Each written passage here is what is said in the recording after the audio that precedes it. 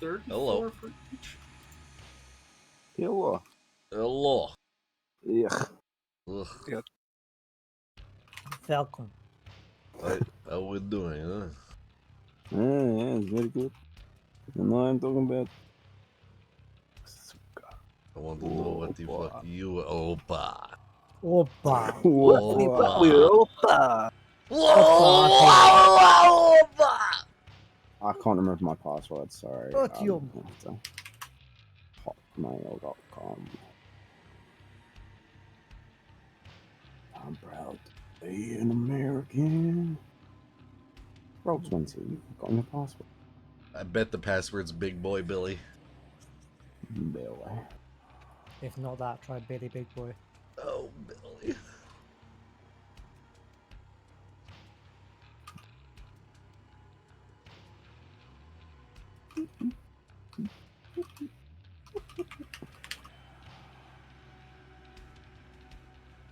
Tiny.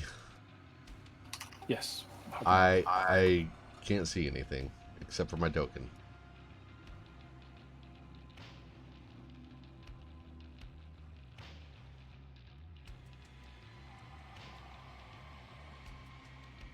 How about now? Yay! There was another update this week for Curse of Strahd. I don't know what they changed, and again, more dynamic light changes, so hopefully nothing breaks. Strahd is now a woman. That's a hell of an update. Strahd. Oh, there we go. Everyone doing good? Everyone happy to play? Yeah. Yep. Just need to go pee 1 second. Oh my god. I am always happy to spend time with you, Tiny. Oh, so wholesome. Well, fuck you, Blade Skull!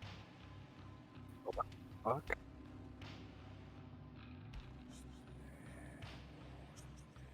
Just kissing up to the DM. Because that's ever worked. I mean, outside of these Sunday sessions, when do I actually associate with you, Rev?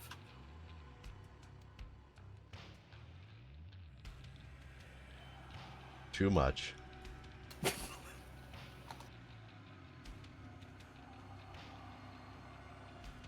Bit of a strange answer, but it works. I don't know. I don't know. I don't know where I'm going with that or what I'm doing. Oh my god. This is still the first turn of combat, isn't it? I'm dead.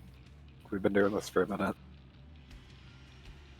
We are in the second or third round of this encounter. Oh yeah. Oh, yeah. Yeah, Billy had just been like chanting and hitting the altar or something like that. Oh, that's right. Good job, Billy. These strange amber protrusions on the altar of redacted lord of something. I done smited it real good.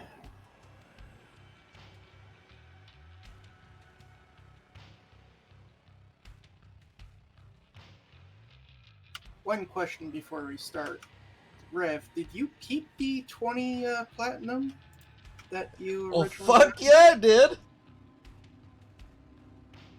I didn't catch that. He yelled, "Fuck yeah, he did." I mean, Alright. I misunderstood when we found it, so if anyone added their cut, remove the platinum from it. Yeah, you better, because it's all mine.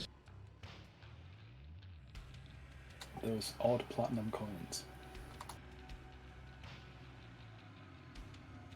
At least An ordinary human male would not take the coins. He did when some crabby bitch got into his face about it before he even decided what he was going to do with it.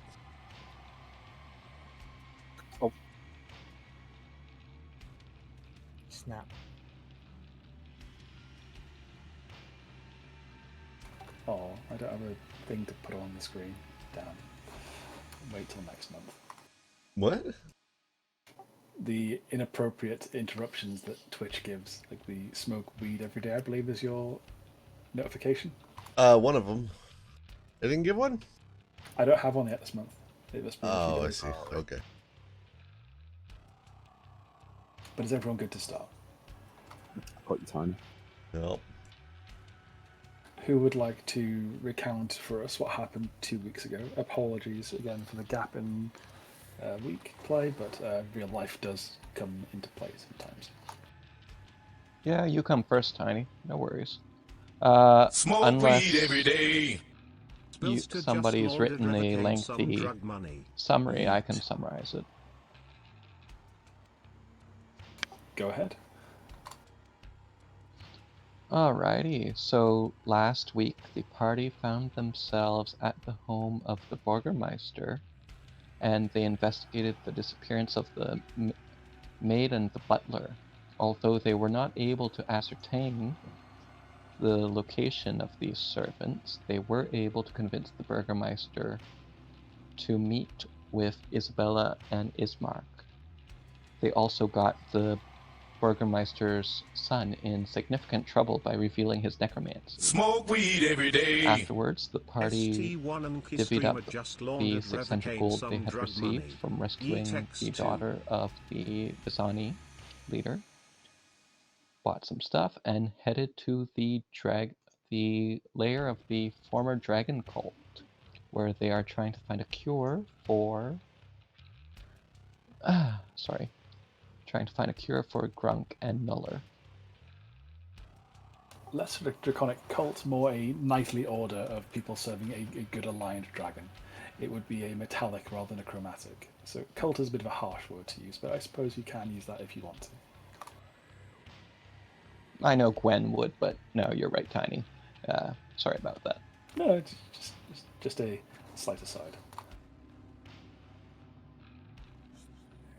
And last we left off, it was Nuller's turn, and he just smote the anvil that is the altar beneath him with his mighty mace. And the amber began to crack and shatter, and various fumes and smokes erupted from the pieces of amber jutting out of the altar. And it seemed to have a very powerful effect upon the face, but not the face, but it's the revenants. And they began clutching their bodies and yelling and screaming soundlessly out into the void.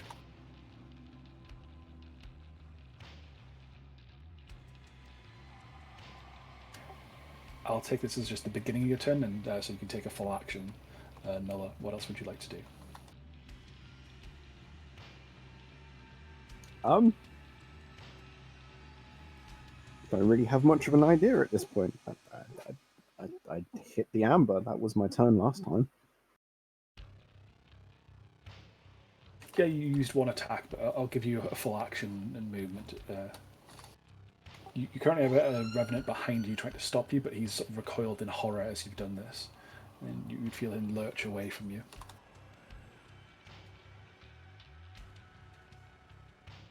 I suppose we'll turn around and hit the revenant then. I'll try to.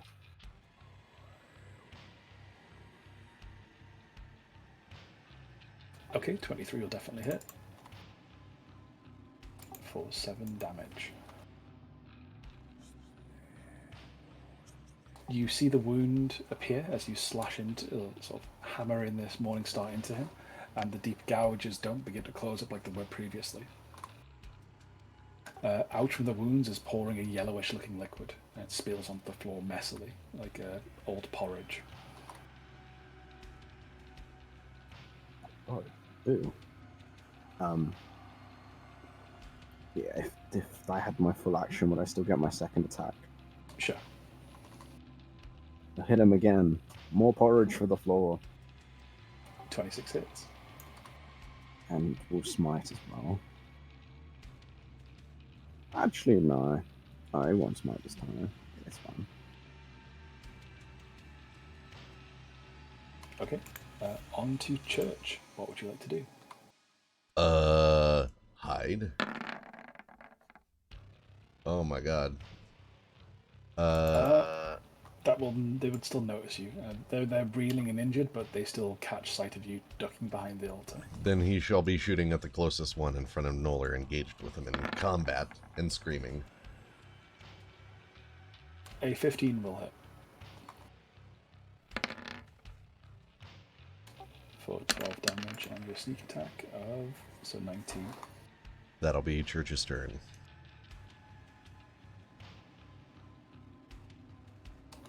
Crawl, you feel revitalized by the sudden cleansing of the air. You can regain 1 hit dice worth of HP.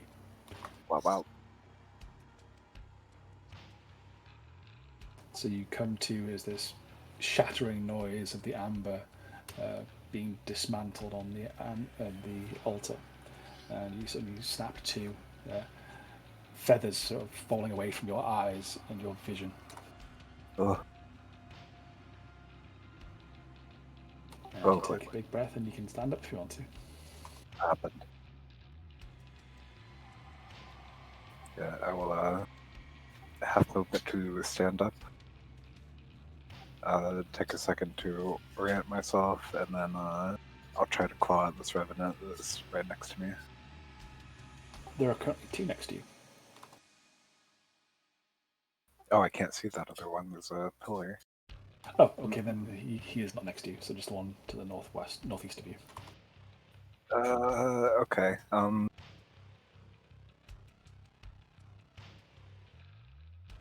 going to give myself a cure wounds.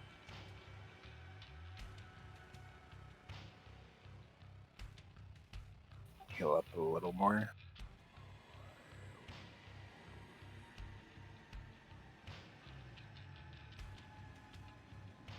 Okay, any bonus actions you'd like to do? No, that'd be it for me. Just heal up a bit. Okay, Grunk, your turn. Grunk will smash. Grunk will not smash. Grunk will not smash with a 10. Grunk will try and smash a second time. Grunk will not smash. No, Grunk will not be smashing. Grunk ends his go. Grunk tried. Grunk is self-confidence issues. Gwendolyn, what would you like to do? Gwendolyn will slash. Okay, you have advantage. With advantage because I'm flanking, right? Yes. Didn't need it. 25 hits. 4, 6. Gwendolyn will slash again. Ooh, a crit. Go for it.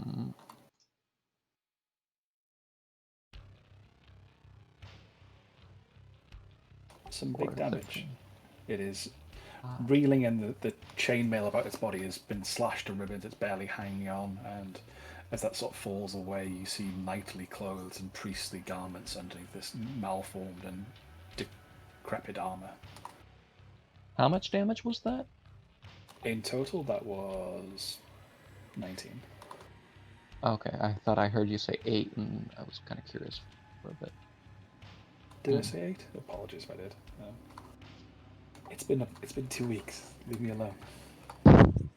Yeah, no worries. All right, so Gwen will recognize the priestly garb and be taken aback for a second. These are holy men?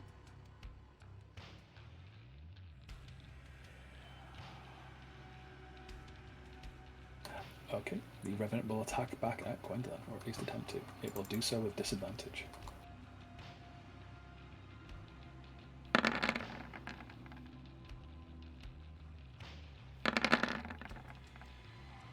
Does a 17 or 11 hit?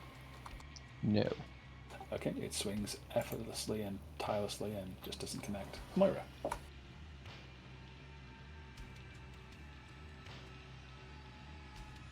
Moira will firebolt the Revenant engaged with the 4 of them.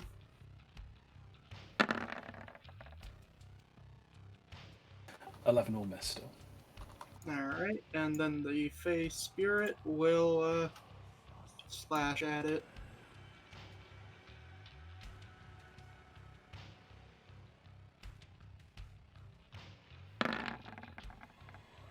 $20 will hit.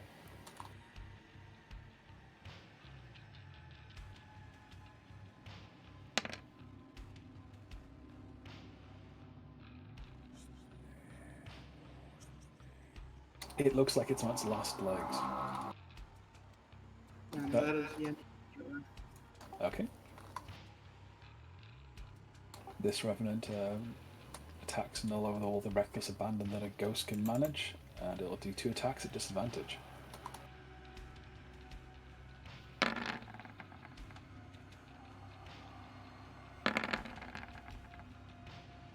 And we'll see if anything untoward happens. Nah, just misses badly. Revenant stalks up to Moira and will attack Moira twice at disadvantage.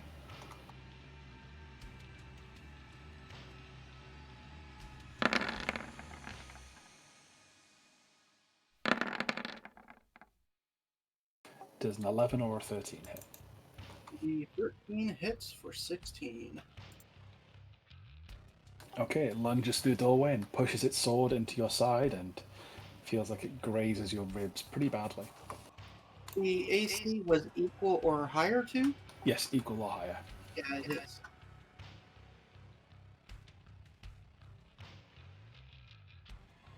Nulla, your turn.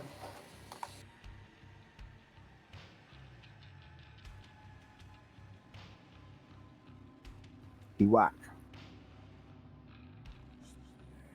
He whack well. So that's 9 damage to start off with, and your second attack also hits.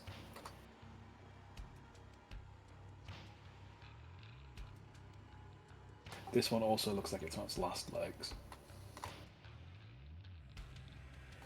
Church, unless Nulla wants to do any movement. No, no. Okay. 12 does not beat it, I'm afraid. Guess he's going to aim for the one in the back that's engaged with Moira next.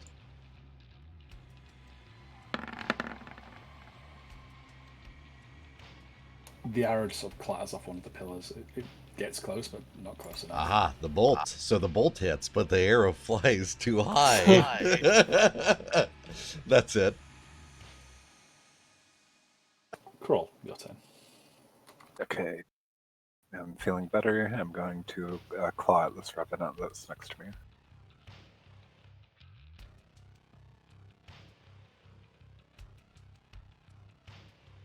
Nope. Oof. Alright, that'll be it. Grunk.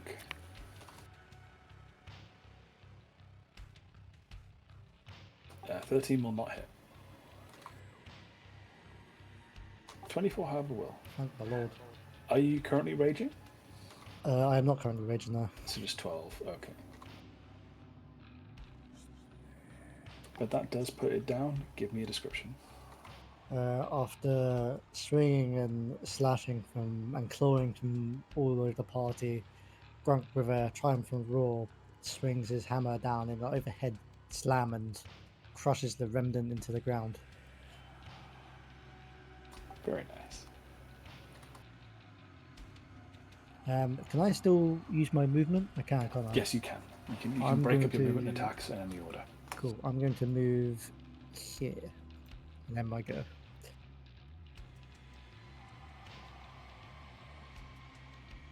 Okay, Gwendolyn. Okay. Hearing Moira cry out in pain, Gwen is going to rush past Crawl and get behind those Revenant here and try to strike at him with advantage again. One attack. 24 hits. So you stab it pretty deep. And she will strike it with her shield, trying to knock it prone. So you're doing an athletics check versus it. Okay. Yeah, you knock it prone. And she will deal another strike against the Revenant. 15 will hit. 4, 6. Alright, Gwen's gonna end her turn there. Moira. Moira will use benign transposition to trade places with the Fey Spirit. Okay.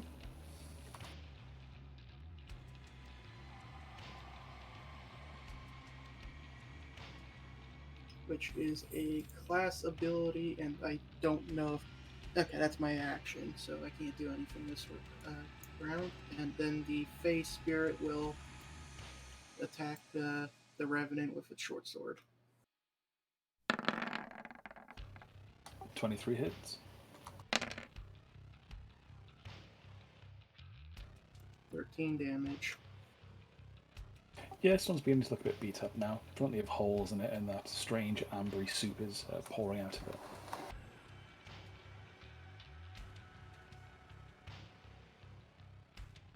The Revenant will continue to attack Nulla, ignoring the large orc behind him.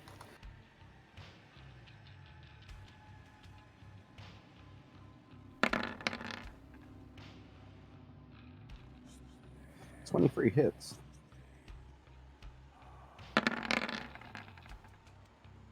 A 5 is not going to hit though. Let's see. Nothing untoward happens. Yeah, it just keeps thrusting and slashing and hacking at you like a man trying to clear a jungle. Other Revenant will stand up and it will attack the Fey Spirit since it did the most damage to it. Or did it?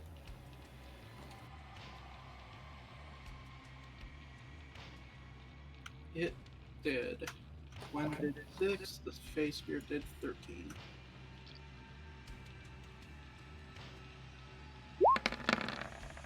Does an 18 hit? That does, and it brings down the Fey Spirit.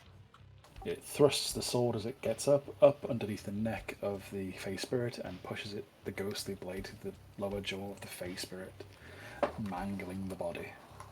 And it'll swing out at Gwendolyn.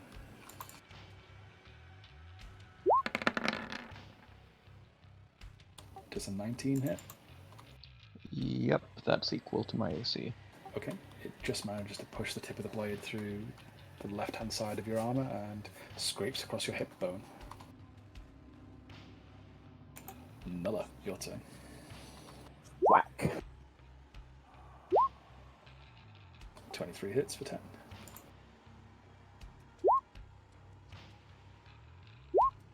Whack again.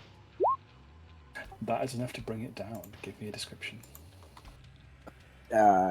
He brings his mace with a wide swing and clatters it in its chest, like in the side, and then with the back blast, brings it back up and just hits it through its ghostly, weird-looking jaw, and you just see its head sort of twist off.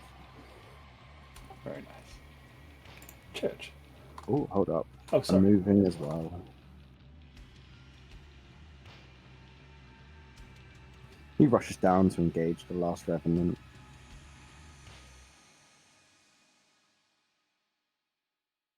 That's all. Church is going to try his luck at hiding behind a pillar this time.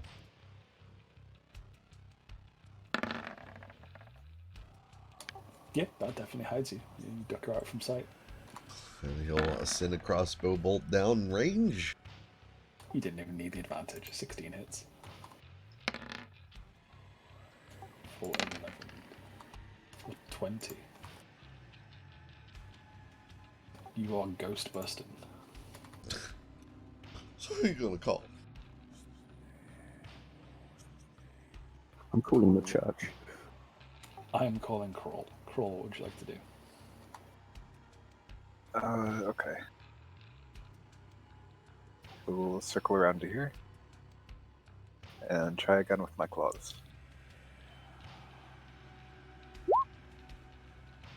Oh, you seem to have gotten a bit winded from that dashing blow that knocked you to the floor.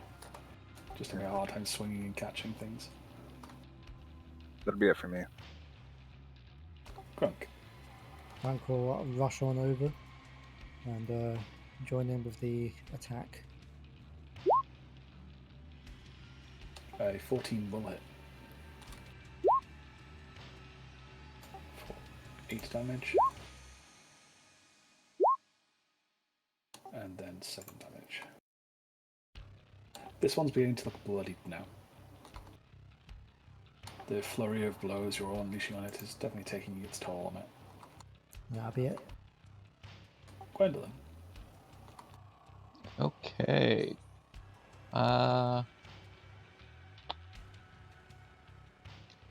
Gwen is going to strike out.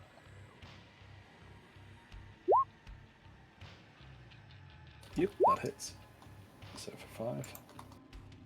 And then she's going to try and use her shield to knock him prone.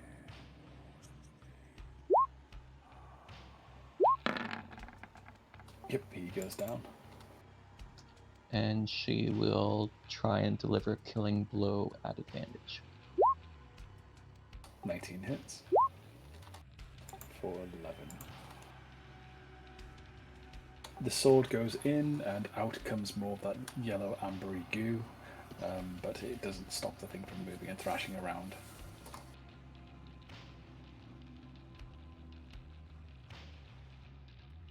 Okay, Gwen's done her turn. Okie dokie, Moira, your turn.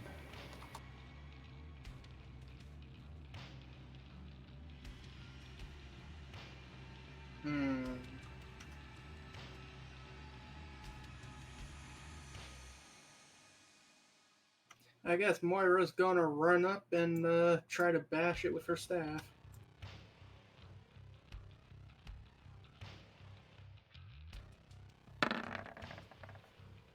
Yeah, you come running up and hit it with the stick. And you deal... 6 bludgeoning. Yes, 6 bludgeoning. To a ghost? To a ghost. Just ran up and hit it with a stick. Amazing. This pissed off elf just comes screaming up after killing its, spiritual friend and just whaps it in the face with a stick.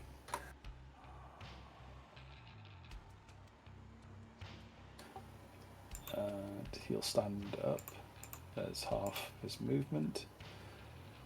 And who's he going to attack? So there's 5 people.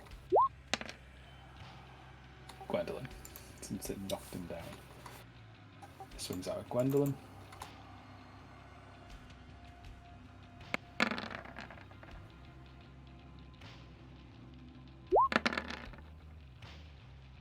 So both those will miss, and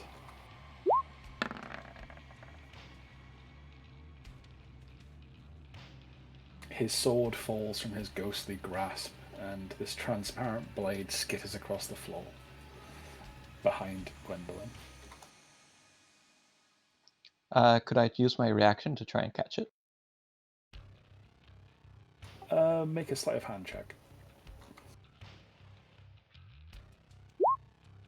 No, your hands are full, and you try and reach out a hand, but your shield arm is sort of blocking what you're doing with it.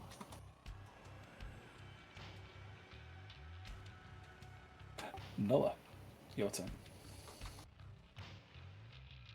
Whack. 22 hits. For 7.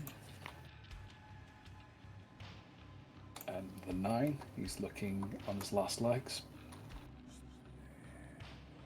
Church. Church is ducking in the shadows and hiding himself there, pressed against a pillar. I attack from the shadows. You hit from the shadows as well. And you roll a lot of ones. Yeah. If this is only war, you'd be killing it. So it's not quite dead, but the arrow, the bolt, stuck very deep into it, and it's sort of pinned up against one of the walls of the doors by this arrow. Get him, turtle. Here I go. Oh, 25 hits. And that will put him down. Give me a description. I'm just gonna shove Church's arrow in further and try to pierce whatever is holding this thing together. And all the bits and parts of it just clatter down to the ground. Very nice. Thinking with arrows. Them too.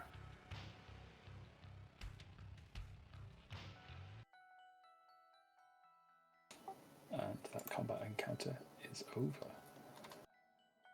The three bodies of the knights in various bits of dismantled and decrepit gear lay at your feet, and the altar is smashed apart in places.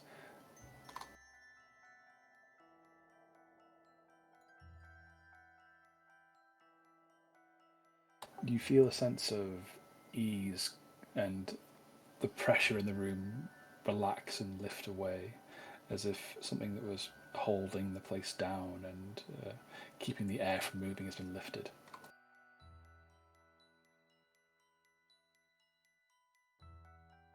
Is this a mausoleum out here? It would look like a graveyard. Well, I know graveyard, but there's a building specifically out here. There is a building out there, yes. Just looking at it from here, there will be tarnished silver-plated gargoyles shaped like dragon wormlings clinging to the stone tile of the roof of that building. It's about 8 foot tall and 4 foot wide with a white marble door. There is engravings on it, but you can't really see it from here. It's a mausoleum. Okay.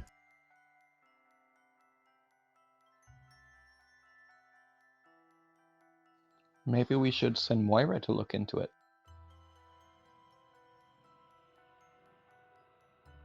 No, I think I've had my share of getting trapped into dusty old crypts.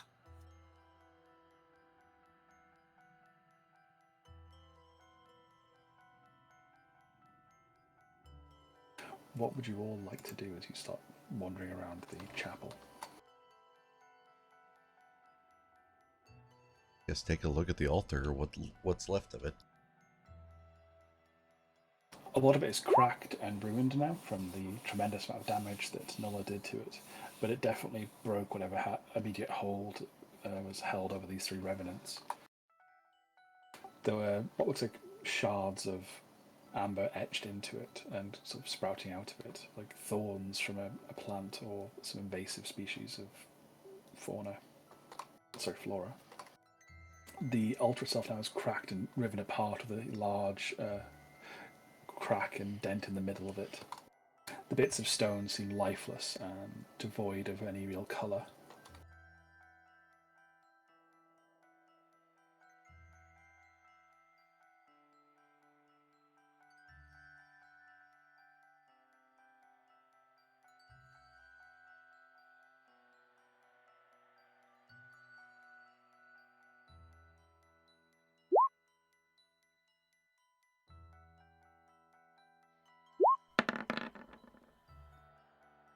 I'm glad you're just doing that and not asking for what dice you roll. 14, yes, you would find the obvious ethereal-looking sword on the floor, and the revenant bodies have a mixture of broken knightly gear as well as holy man's robes under them. They aren't too tangible, and they begin hissing and fading away pretty quickly. But there are some remains left in terms of base valuables. There are a few scroll cases left behind. These are silver in nature and pretty small, about the size of a Pringles tube, a bit smaller than that. A Pringles what? A Pringles tube, to give you a sense of scale. Okay. It says in the document they are sized to be scroll size, but as a scroll can be any size, it feels a bit redundant to say that. Alright, Moira will take them and look at them, see if there's any scrolls in them. They are currently sealed shut. There's a screw top to them. There is various filigree and etchings up and down the silver cylinder, but you can open them if you want to. How many of these cases were there? There is one on each body, and then there's the sword. Nothing else really is of note there besides the destroyed armor and clothes. Is there any etchings or script in it on it? So like for like a ward or a curse? The cylinders themselves look like they've got various dragon-looking motifs, wings, and images of the sun etched onto them. You don't see any immediate lettering or anything you'd think is a curse. You can make an Arcana check if you'd like. You think these are mundane items, but of some significant religious value. All right, she'll find somewhere to be and open them to take a look to see if there's anything in them. Okay, you find knightly oaths inside. After a brief reading of the script, it seems that these are oath papers swearing their allegiance to the Order of the Silver Dragon to serve and protect the people of Valakia and Barovia.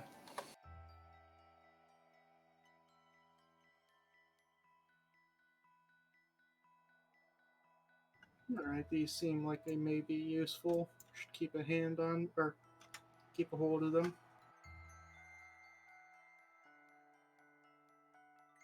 And last but not least is the Ethereal Revenant Longsword.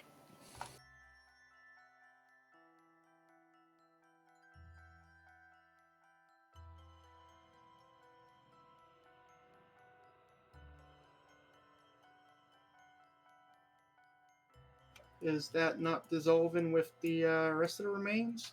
No, this one sword is laying there. The blade is partially transparent, like a foggy bit of glass, but the hilt and the crossguard are very much looking like cold and tangible steel. Might as well take it as well. Someone could probably use. We could see what it. We could see if it does anything special and give it to someone. I guess Moira will do that once she's done looking at the oaths. Actually, Gwen's already picked it up and she's eyeing it. Okay, if you were nearer to it, you certainly could have done that. What is Crawl doing? Just having a look at this altar. Not really sure there's much I can do with it. I'm not very well, I'm sort of religious, but very specifically religious. Okay, what is Grunk up to? Gronk is kind of just surveying the damage and just watching the others and sort of having a little nose into this next room here where Church is. So you're following Church. Okay, so Church is looking at the statue in what looks like a meeting or dining hall. And Nuller is peering out the window. He's just looking over the altar, sort of disgusted at what happened to it. Looking up towards the shaft in the ceiling that you mentioned, with the chair looking over it. Yes, I can transport you there so you can see what I mean by that, because you'll be able to see some of it. 1 second.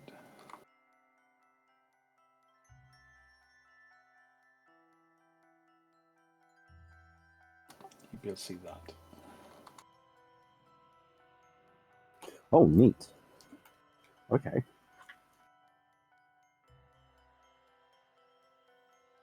Sort of foreboding. A little bit. But only if you want it to be.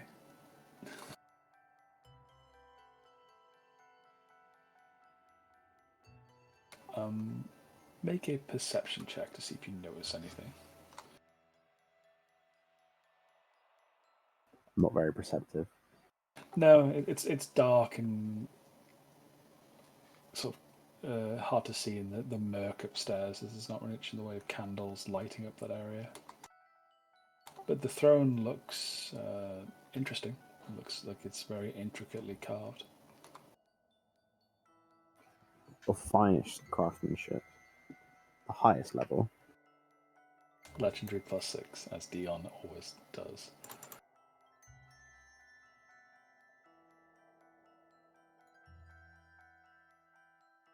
Right. So, is anyone doing anything particular in regards to this room or the items they've acquired? Would Gwen be able to understand just the specs of this sword from looking at it? The specs of the sword. Pointy end goes into people. You hold the non-pointy bit. I don't think does Gwen have any identification magic or abjuration magic, so she'll be able to know what it does? No, she doesn't. She'd pick it up, it would feel very feather light in her hand, and it would look very, very sharp now that it's no longer in the hands of the decaying revenants. Well, in that case, she'd go and try to talk to Moira about identifying it, because she has seen Moira identify things before.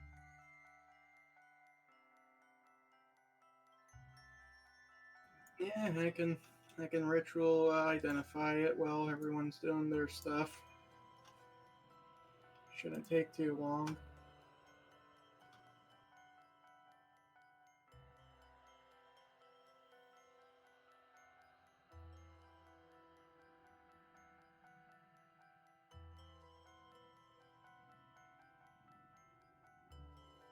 Will we be here for 10, 11 minutes? It is up to the party. I mean, we can be.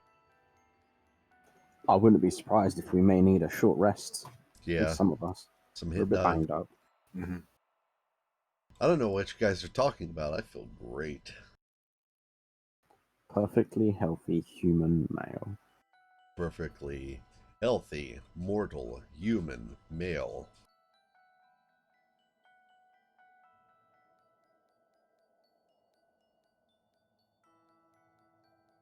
There is a door to the north of this room.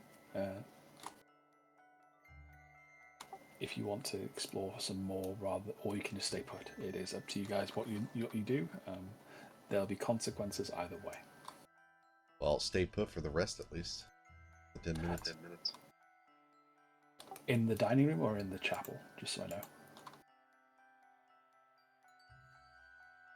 There also looks to be a set of doors to the left at the top of the room here. Yes, those are open. Dining room, I suppose. Church will keep watch. Okay, so the rest of you just sort of take a knee or take a seat on the table and relax a bit. Muller's is staying in the chapel bit. Like, he's staying by the altar and sort of resting and praying a little bit. Oh, so you're actually doing a religious sort of... He's gonna take the short rest, but he's at the altar. He's in Draconic, sort of muttering or his own oath of vengeance and wanting to rectify what's happened to this once good place, and wanting to he keeps mentioning names of his order and such. Okay, make a religion check.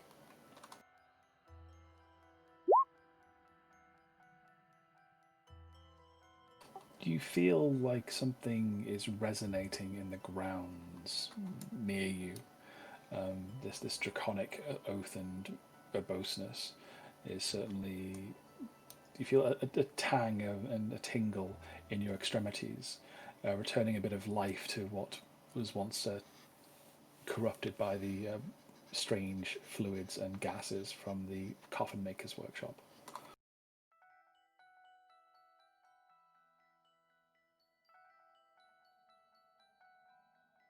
That's always good. Try eat some rations if that's the case. Okay, make a constitution saving throw, please. Can I argue advantage after you said that thing? I'm not giving you disadvantage. You put them in your mouth and they don't taste immediately like ashes, but as you start trying to swallow them, they just feel uncomfortable and out of place in your body, like it's not what your body's craving. I know what it wants, but he doesn't want to feed that. WAP? Get out. Yeah. Get out. Okay. There will be no macaroni in this house, young man. But that's how you know you have the best WAP, is when it sounds like wet macaroni getting stirred.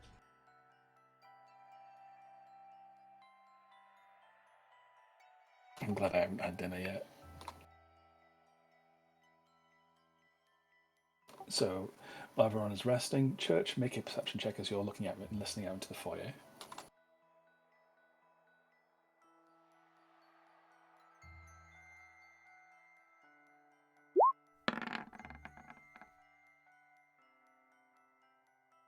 You hear something very large dragging something Where? up above you.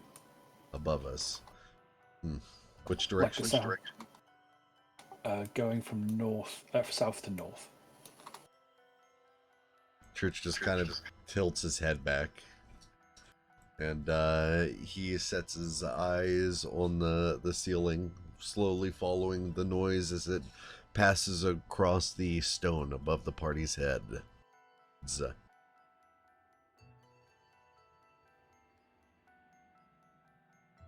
We are still not alone.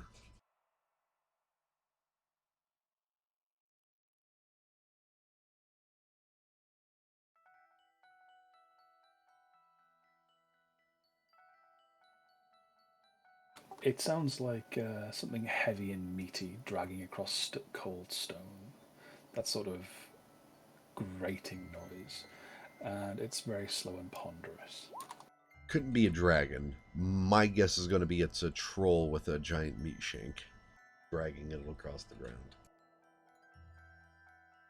A meat shank? He's going to stab you with some sausage. That's a unique image.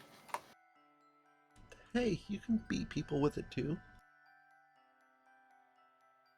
So the Identify spell concludes, and Moira gains some insight into this Revenant's blade. It is a +1 weapon, and it also confers upon the wielder resistance to necrotic and psychic damage. Neat. It tugs at the edges of corporealness and the living.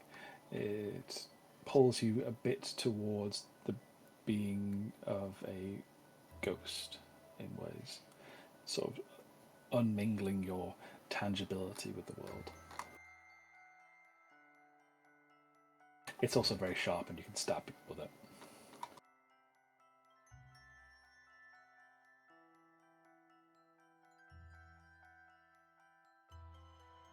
Other than Gwen, does anyone here use a longsword?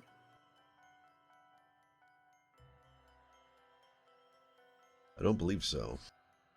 I could, but I don't use metallic weapons. You don't use metal armor. You can use metallic weapons. I could use it.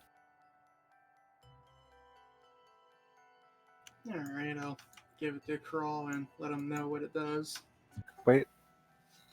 No, I can't. Hold on, it doesn't matter anyways, because I'm thinking of the absurdity of the situation where Gwen picked up the sword and is like, oh, hey, Moira, could you identify the sword for me? And Moira identifies it, turns around and goes, oh, here, Crawl. Oh, I can't actually use it, so go ahead, Gwen. Alright, Gwen gets it. Big ol' oof. Also, I think you guys can be rolling hit die now if you need it.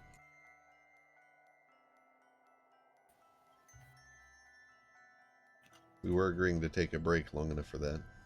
Yes, you've not wasted, you've whiled away 59.9 minutes.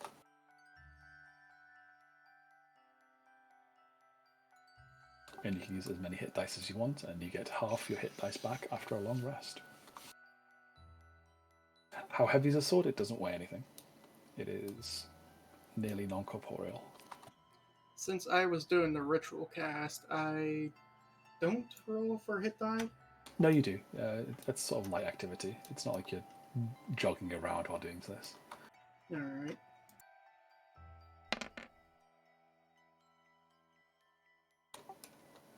Jesus, Myra. Wands?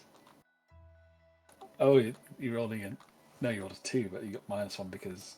Well, a long rest could actually, a short rest could actually hurt you with your frail constitution. I mean, I don't think it's bad enough that it could actually injure me, but it is possible for it to do nothing for me. That's true. I get my spirit totem back now. Very good.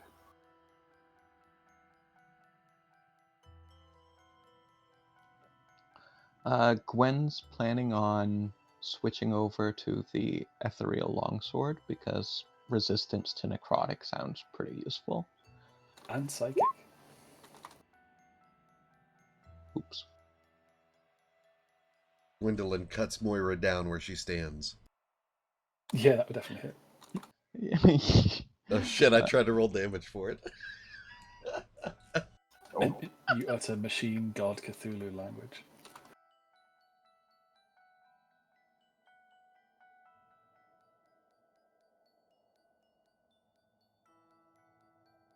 Do you go over the nightly papers while you're resting, Moira, or do you just leave them in the cylinders while you're doing things? I mean, do you go over them in finer detail? Yeah, sure. I could look over them. Okay, give me an intelligence roll then, please.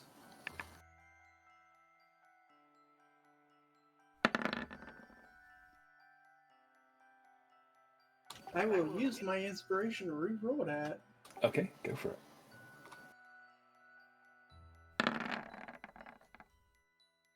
Much better. You find little purity seals and little marks of devotation in the cylinders as well as you're going through the papers that look like they could be annealed to armor. And it looks like they'd offer some protection against things that go bump in the night.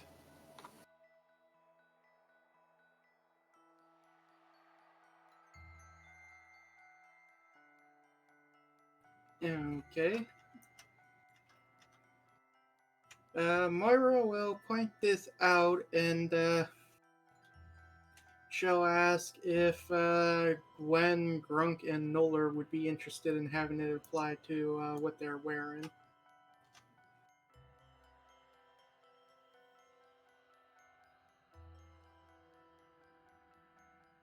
Well, I mean, I'm not really wearing anything. Just nail it to your skin. Just staple it to my chest. Staple it with a stapler that doesn't exist in this place. Okay. Oh, I guess it would just be like a hammer and nail was basically their stapler. Jesus. I summon a staple gun. Yes, there are 3 holy purity seals. Well, 3 purity seals, not really holy. They were desecrated previously, so there's purity seals now. That, when applied to your armor or clothing, will offer +1 AC versus the undead. Can you apply it to my top hat? Yes, he could. So Moira could. It requires a DC 12 Arcana check to do successfully.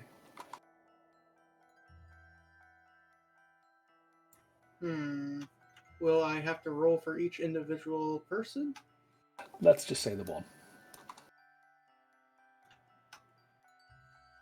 Alright, for those who are interested, I'll do the roll now.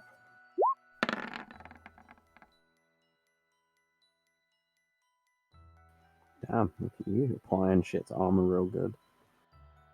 She gently lifts off the red wax and purity seals with the dragon motif emblazoned in it, and lights a little match and re-waxes and applies it to parts of the armor.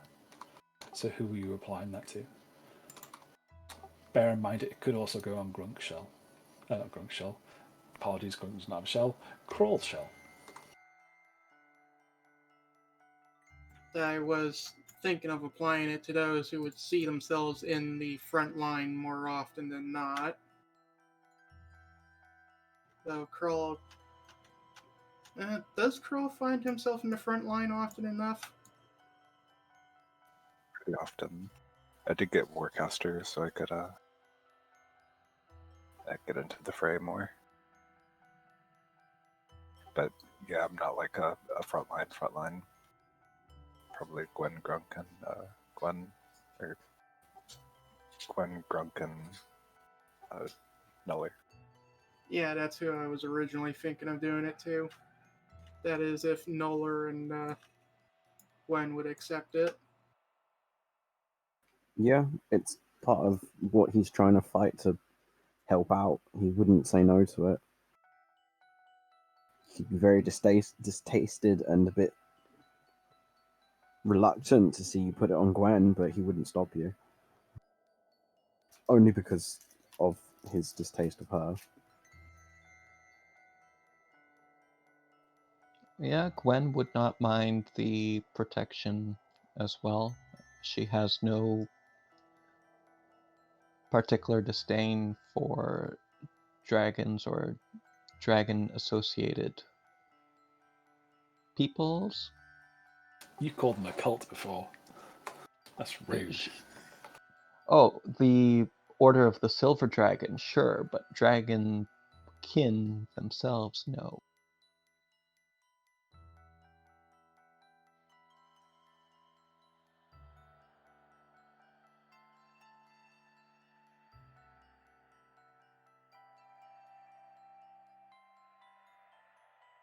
Okay, the process takes a few minutes, and as I said, the little red waxen seals are lifted off the documents and placed onto your armor.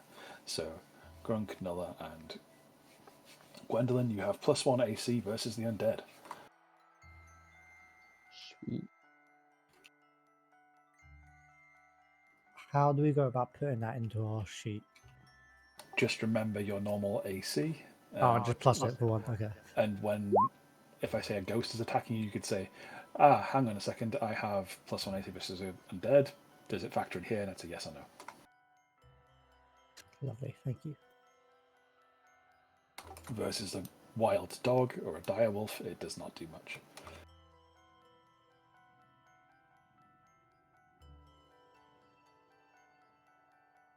Okay, Church would also hear the flapping of wings coming from inside the foyer now. Where's that at? Is that where we came from? Over here? To the west. Okay.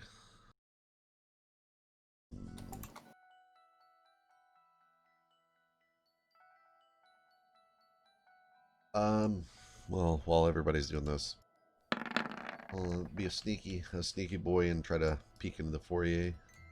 What's that? Bats? There are lots of bats flapping around. Oh, Something has disturbed them. Jesus fucking Christ. Not this again.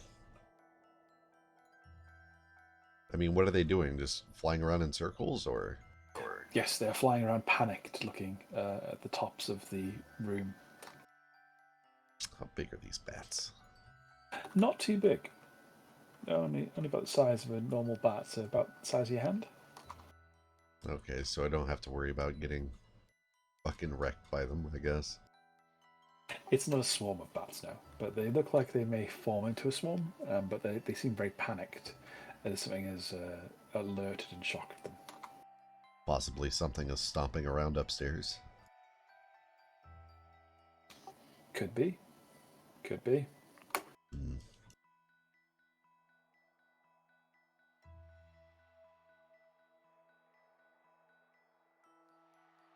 Church is going to point out the fact that there are stairs in the chapel that we could take instead. It might be safer. You're not going to go out into the mausoleum in the graveyard? In the spooky Strahd campaign? I want to see what the fuck is stomping around upstairs first, though. Unless Moira wants to go out to the mausoleum by herself. I wouldn't mind going out there, actually. Oh, shit, that's cheating. I was gonna start swinging my token around to look to see how the fuck we could get outside. We could try this door over here, see if we can make it outside. There is a door here that leads outside. Wait, that's a door? That white tiles door, yeah. There's problems with the dynamic lighting in terms of how thick some of the lines are at present, so it obscures parts of what should be a door. I did say in the description of the room before, but there's just a bar over the door at present from this side. You can easily swing it to one side, and I'll open the door for you. Okay, I guess Church is going to examine the door closely for any traps or anything. Smoke weed every day. Kramerk's just laundered The River Kane 16, some drug money. just a big Or iron she bar. I It's it. in the shape of a dragon's tail with a curl at the end, and it hangs over a big latch that blocks the door from being opened or forced in from the outside. Well, I guess we're going to open that bitch up and then slide outside. Okay, you go out into the very still and quiet cemetery. Fog seems to be drifting up from the graves here, and it's enclosed by a very large 7-foot tall wrought iron fence. And the top right, as you did accurately describe, is a mausoleum.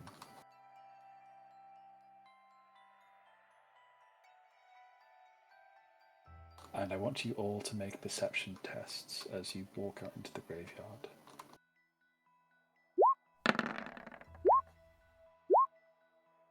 Oof. I did the wrong one. You did. Please reroll. Oof. I'm fine with that. So, Church, roll a d100, please. And Moira, roll a d100, please.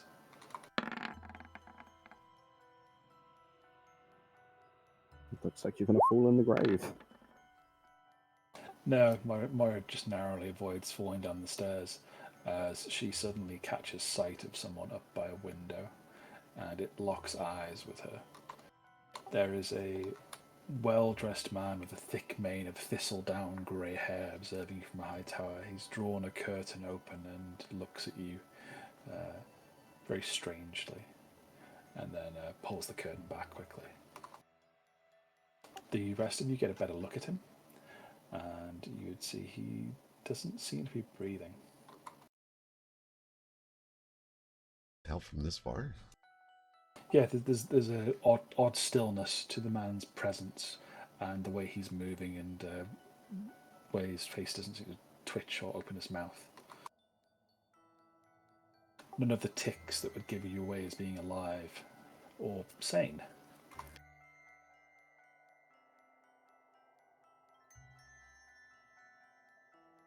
Which tower was he in? The northwestern one. That one? Yes. But upstairs. Okay. Oh no. I put myself inside of the door. I can't see anything. You are a bad man. Church is going to drag his face across the door, making sure it's not booby-trapped or anything.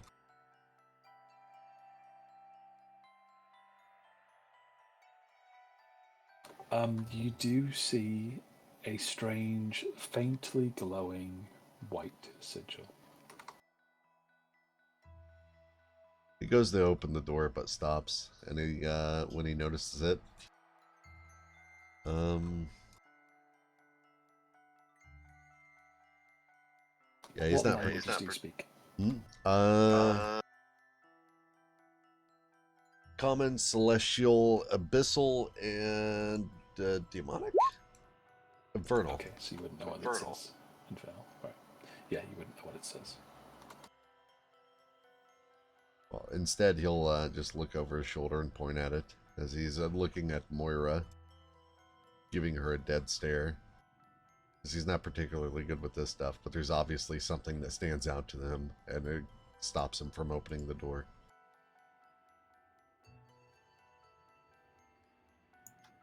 What are you staring at me for? And then she sees what you're pointing to and is like, oh, this, let's see what this is. Would you like me to do an arcana? Sure, if you're going for sort of a magical scrutiny. Or since we also know about it, would Elven or Sylvian be either languages it's written in? No.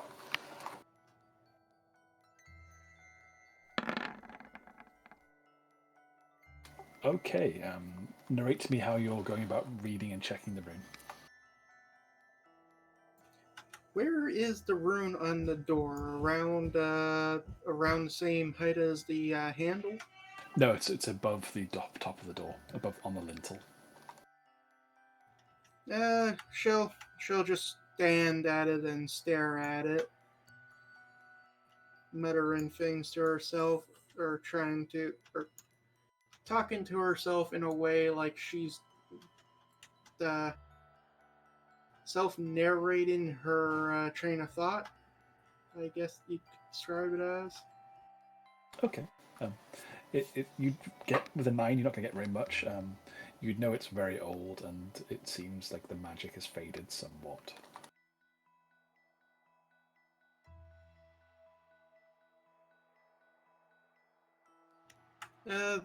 This sigil is pretty old. It might actually be it it may have been placed around the time this place was abandoned, so its magic's weakened a bit.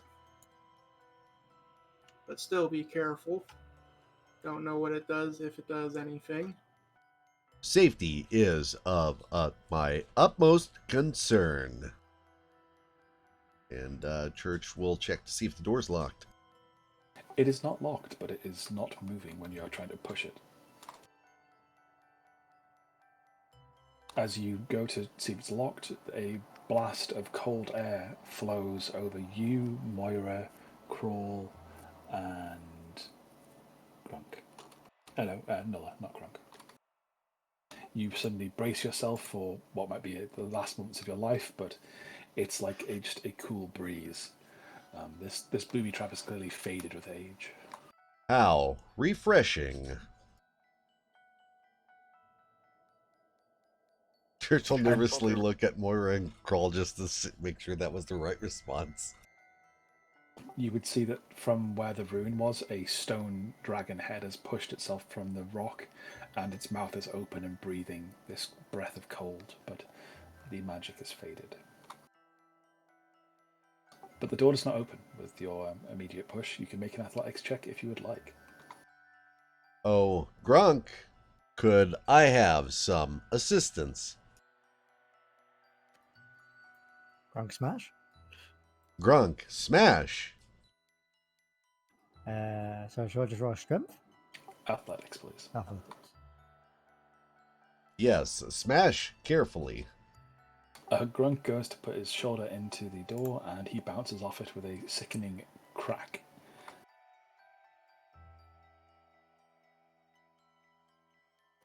I would like to use my inspiration to reroll that. Okay, you certainly can. The door opens part of the way. You don't open it fully, but you do get it moving, and after a few more attempts, it would become open. Grunk smash. Grunk does indeed smash. And the chapel opens up. The chapel mausoleum opens up. And there is script on all of the walls, flowing in long, complicated verses and lines.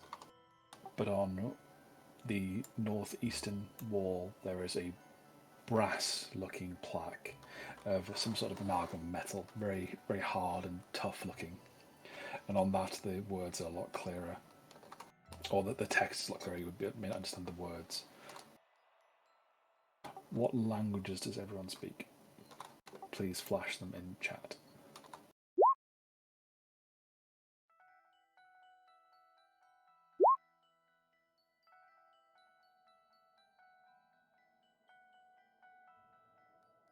So only Nulla would understand this, or at least part of it. I will whisper to him what it says, at least the part that's legible. Neat.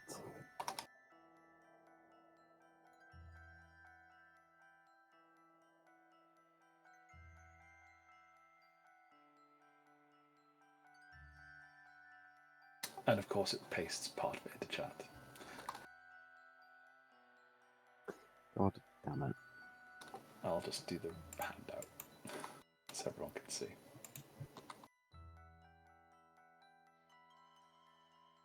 Treasures, you say? Reading this, he would turn to everyone, literally say, "Leave now."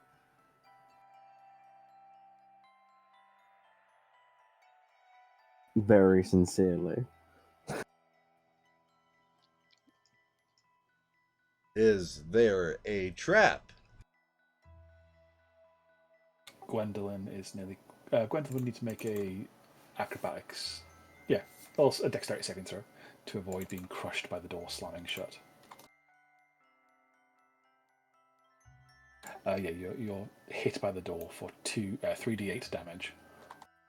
Okay, falling in or out? Which side would you be on? Do you think, or Gwen was just heard Nuller say "get out," and so she was peeking in. okay? So it would just clapped you in the face then, so you'd be on the other side of the door. So we'll put you there. Oop. Stop moving. There.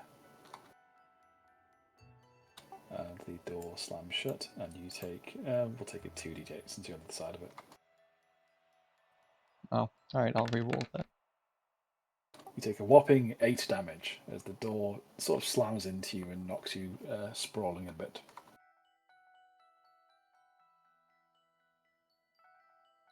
The rest of you are plunged into darkness of a musty mausoleum. As soon as the lights go out and darkness envelops the party, all you can hear is Church going, ah, ah, ah. Now what? he's looking at Noller through the darkness, wondering what the fuck they're supposed to do now since they were told to get out.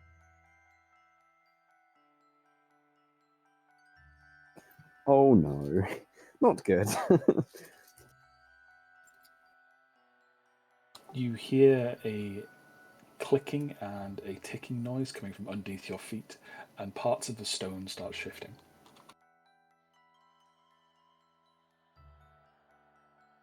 I have a feeling I know what's about to happen, so I will cast Featherfall. Okay, you cast Featherfall on all 5 of you? Yes. Okay. Crawl, what are you doing? Having Featherfall cast on me, trying to get I'm lighting my hands up with produce flame and maybe trying to get a look at what's below us. There appears to be small holes opening up as the floor starts spreading away, and there is a very large spiky pit down there. Okay. Spiky pit. Large draconic-esque, well, not draconic-esque, they look like dragon's teeth carved onto pikes, and they are erect, and there are a few bones down there from other people who have fallen into this trap of trying to plunder a dragon's tomb. Can I try and break the door down before we fall? You certainly can. Yeah, you get out of it easily. You push the door open with brute force, and the door cracks open this time. And the stone shatters in places on the hinges and falls back, and you were able to escape pretty quickly by imagine looks of it. Would the entire floor be going? It's described as the circle of the floor disappears. The ledges where the bodies are does not. That is one of the ways to escape the trap. Yeah, he's gonna jump into that, but if this is happening, if Church is not leaving or not.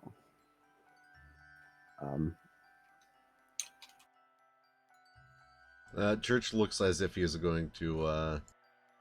He assumed that Noller was ordering them to leave for some sort of personal reason and not for a trap reason, so he has no problem leaving. Oh no.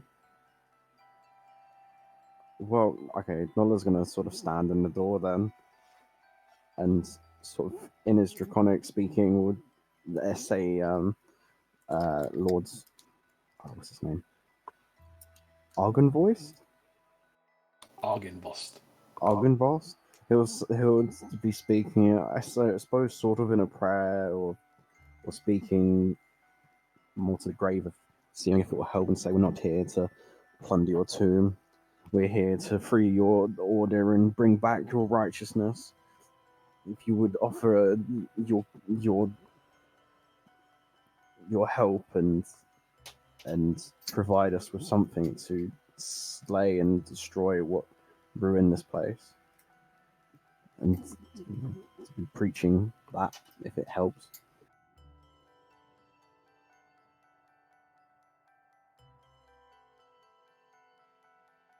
So, Speaking to the Lord.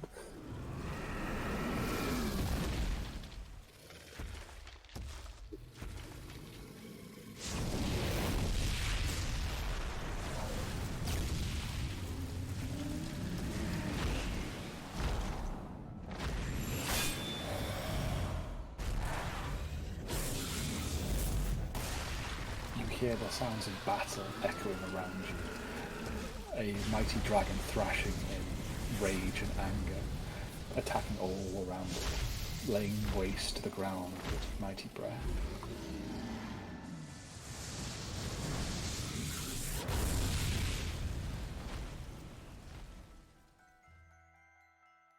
Damn, I've got chills. Did we explode? And a voice echoes out in Draconic, "Return my skull to my tomb." And then again, still draconic. It's, where is it? I'll do as you please. Ravenloft, the one known as Strahd, has my bones. My bones! And you hear the beating of wings and roaring and bellowing coming from up in the castle.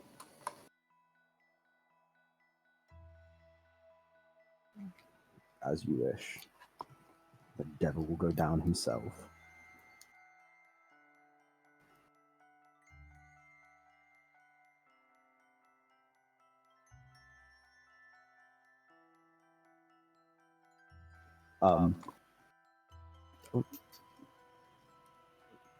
He will sort of turn to the party and look at them and step back out from the door and just, with a sort of look of determination, will be moving towards the stairs and say, "Come on."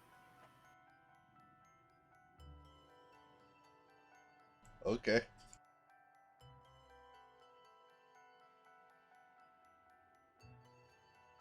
I hope everyone wasn't too deafened by a bit of audio, but I thought it fit the mood well. I was startled, but it was good. Excellent. Shall we take our half session break? Should we take our mid-session break now for 10 minutes? It's still pretty early, isn't it? It's 10:30, and we go till 1 o'clock. Or we can keep going if you want to. I just don't know the pacing at present.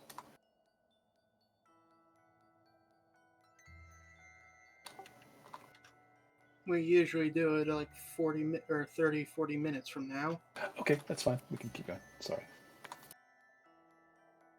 So you proceed back into the ground floor of Argynvost Holt. The bats are definitely going apeshit. You can hear them chittering and squeaking, and they don't sound happy. Are you going to explore any further parts of Argynvost Holt, as you're still looking for your cure for Grunk and Nulla? And generally, what's gone on in this place? Someone to go upstairs in the chapel. If you want to go straight upstairs, you certainly can. I can move you up there now if you want me to.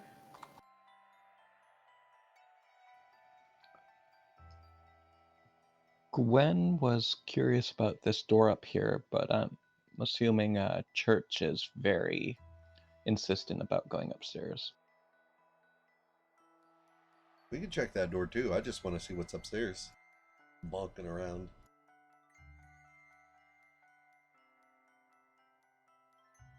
Who was that man in the tower?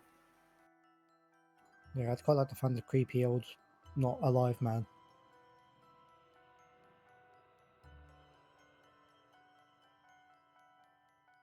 It would be all of you. Nulla would hear it mostly, but as the voice is projecting, it would certainly affect you all. You would hear the resonance of the terrible things that happened here.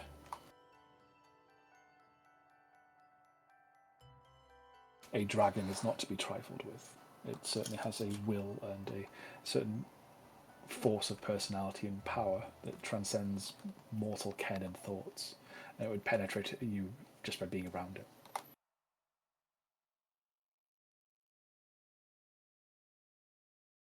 We can always check the room downstairs when we leave.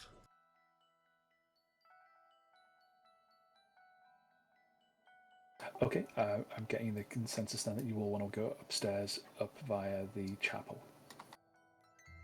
Lego. Please. Yeah, sounds good. This will take a second. I've got to drag your tokens upstairs. That's a church.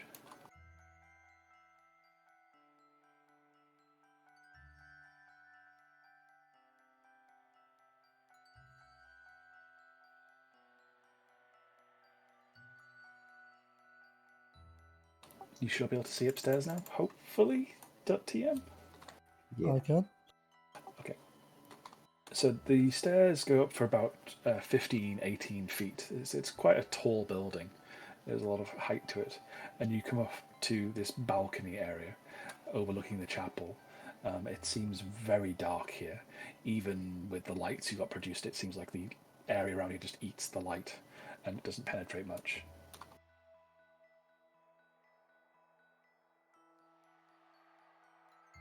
And it's overhanging the chapel area, as you know from before, and there is an exquisitely carved wooden throne here. The wood seems like it hasn't been touched by time. It just seems like it's almost like iron. It's so tough and resolute. There's not much in the way of cushionry or sort of comfort here. This is certainly a throne to look imposing upon, a throne to present oneself.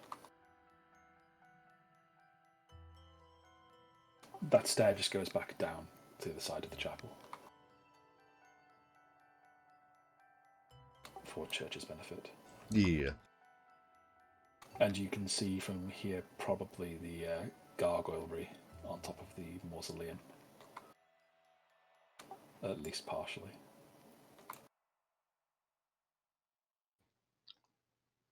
Is there a door visible anywhere? Yes, there are two doors here and here. Would this be the Lord's seat for the chapel? You'd imagine this is a position of fairly high importance to observe and commune and look over the rituals. You can make a religion check to see if you know what it's for or what it does, but for the three, Grunk is definitely not aware of this particular religion's practices and principles. Nor is Church, surprisingly. He loses the particular draconic element to this. He's not familiar. Crawl, still getting images of flapping birds in his head. Gets a bit sidetracked from the looking at the chair. No one seems to know the particulars. Moira has a rough idea this is something to do with the dawn and the rising of the sun. It's looking to the east, but you're not sure the exact particulars or why a person has to be sat and observing it.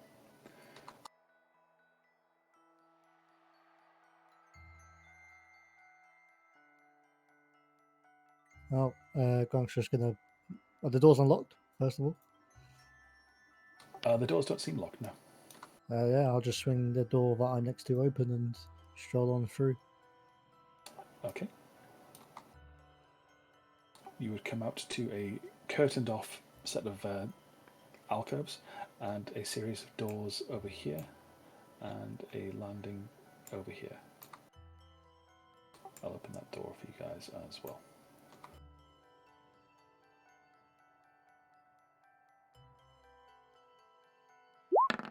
Listening for this movement up here. So this is a curtain here that I just marked. Yes, that's a curtain, yes. Can I pull the curtain too? You're going to yank it open. More sort of delicately slide it to the side.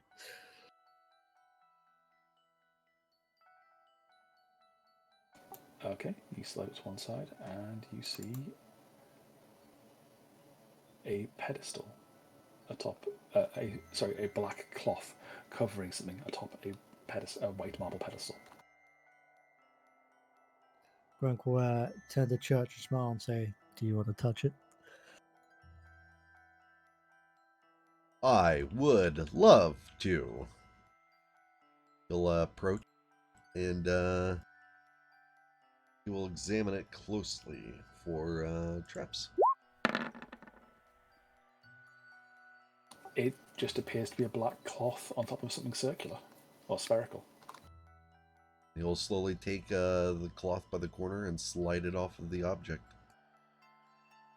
Okay.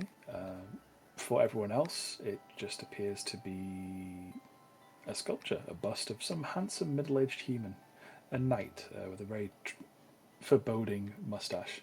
To Church, it looks like his father's head. Oh, what are you doing here? His severed head. Please make a wisdom saving throw. DC is 18.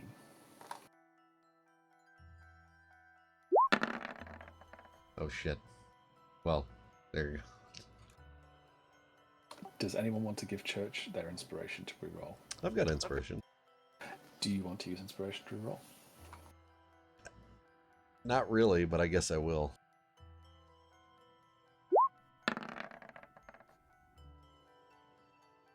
Because that happens anytime I use it. Yeah, you're not very lucky. Okay, you hear a gibbering, screaming voice coming from the northeastern alcove. It sounds like something is coming to get you. Target acquired. Search will spin around and aim his crossbow at Noller. Or seems to do this anyways. He's more pointing towards the alcove, but Noller just happens to be in the way.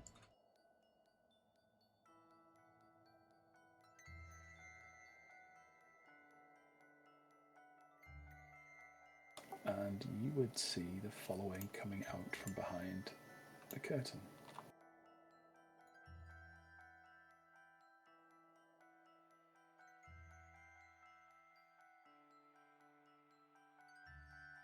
That's some Warhammer reject? It is a undead mage, a lich. Oh, a lich. Nice. Stop there, undead. We'll fire a bolt over Noller's shoulder and shield at the lich. The 20 will hit.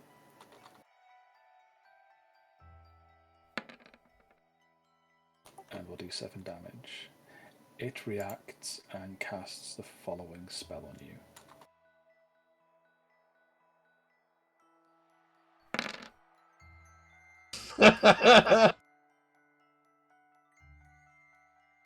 Please make a DC 20 Constitution save. No.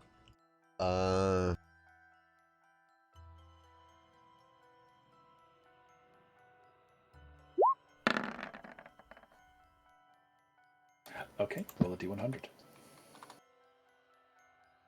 You die to death. I've got... Ole! What do I get for the best number in the lot? Nice. The arc of black magic earths itself through your body, and you are cast back, scattering over the white marble bust, shattering it across the floor, and you are left despondent on the floor. For some reason, this thing looks like your father, but dead, and he's trying to kill you. I mean, I do have one thing I could probably use. I don't know if it would count for this situation, but I do have Uncanny Dodge.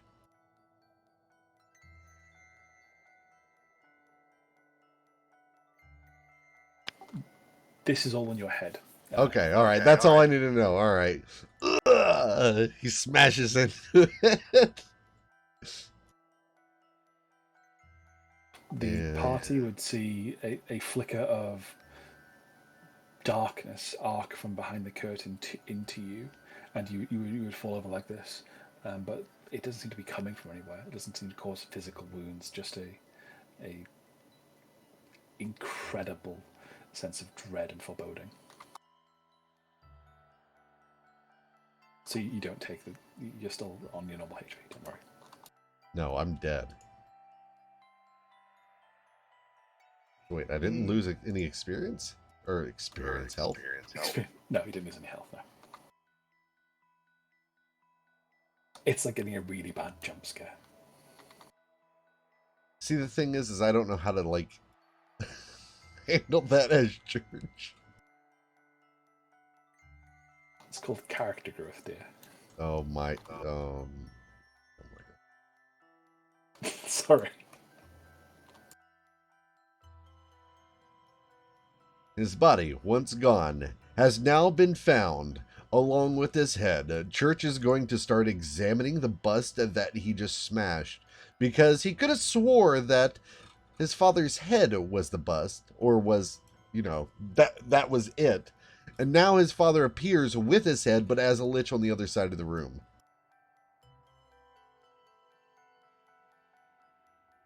You're not having a good day, mate. No, so now he begins to try and rationalize it by piecing together what happened. I believe I may be malfunctioning. He'll answer Moira.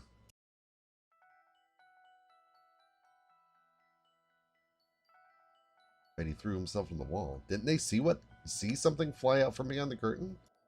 Yes, they saw a jagged spear of darkness, the antipathy of what would be a laser beam, just pure darkness coming through the curtain. I'm gonna go ahead and get behind this curtain. I thought since you said it's all in his head, it was just him reacting to nothing. He actually got hit by something, and it knocked him back. And you would have all seen this jolt of energy hit him, or negative energy, but it doesn't cause any physical damage. Yeah, alright. You wouldn't see the lich or the illusion of his father's severed head on the plinth, but you just saw the beam. So you can investigate behind the curtain if you want to.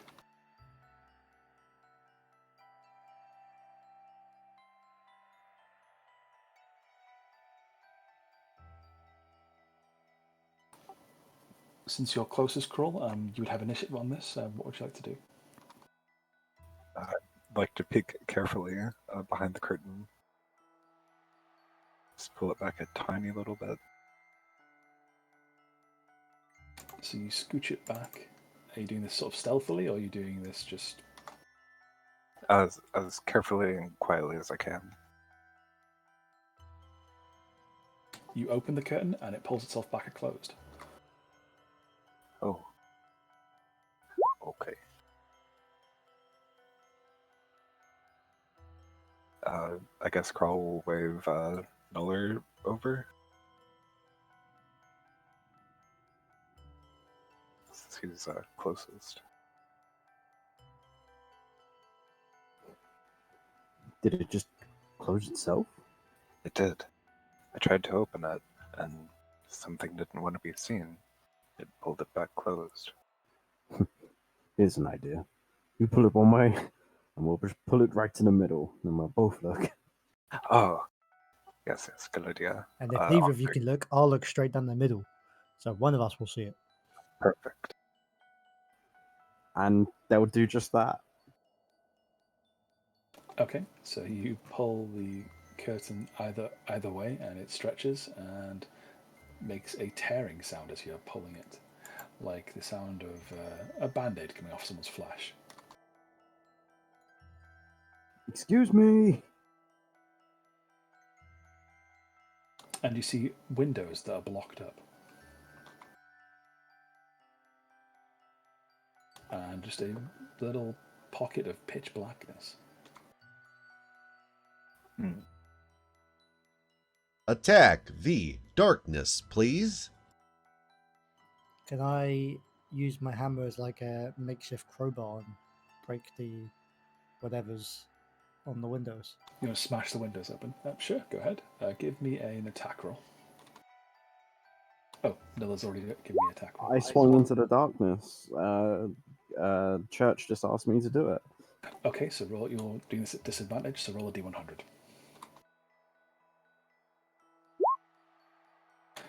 You don't connect on anything. You feel a whoosh, like something was there. Now it's not there. Oh god, imagine if I hit the actual lich and it showed up. Would be fucked. Liches are not good for you. Oh, with one attack it did how much damage? 73. Finger of Death. I know that's like a 7th level spell? No, 6th? Nulla does not know that spell exists. No, I know that out of character. Yes, I was playing. Yes, that is one of its higher level spells. It can cast worse ones than that. I'm aware. That's scary. That's very scary.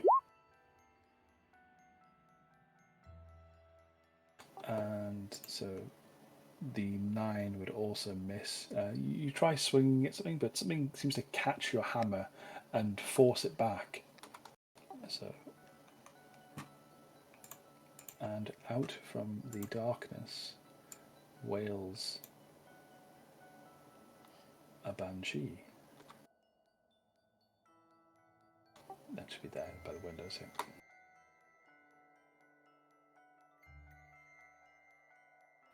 This lady needs to lay off the crack.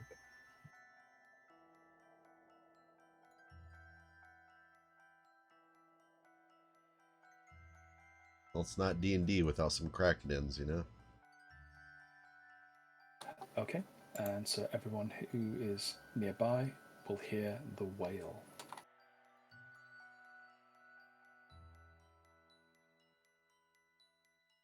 This will not affect our good friend Church. The rest of you who can hear it, which would be Gwendolyn was in the other room, wasn't she? She just moved in after hearing the sound of fighting. You wouldn't really hear fighting, you hear them messing around with a thing, so I'm going to say you're in the other room for this. So you will not be taking, you're out of line of hearing. Both Grunk and Crawl will have +2 on this roll. Thanks to my aura. Okay. Grunk and Crawl and Moira, please roll these Constitution saving throws. Moira? No. 30 feet. Yeah, she's in 30 feet. Yep, I'm just in range. I'm going to use my inspiration. And I can't roll good. So Crawl drops to 0. Nulla drops to 0. Is that 10 plus 3d6 psychic? No, just 3d6 psychic. Alright. So for those of you who passed, you only take 9 damage. For those of you who failed, you are down. You are on 0 hit points.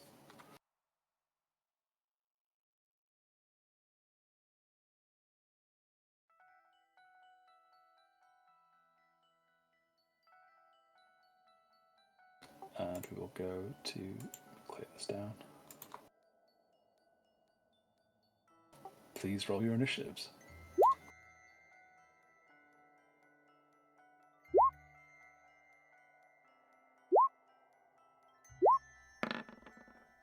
Oh, Billy.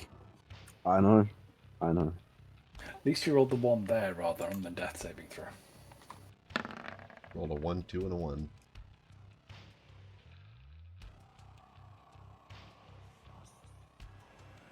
I'm surprised. I'm not, but I'm surprised.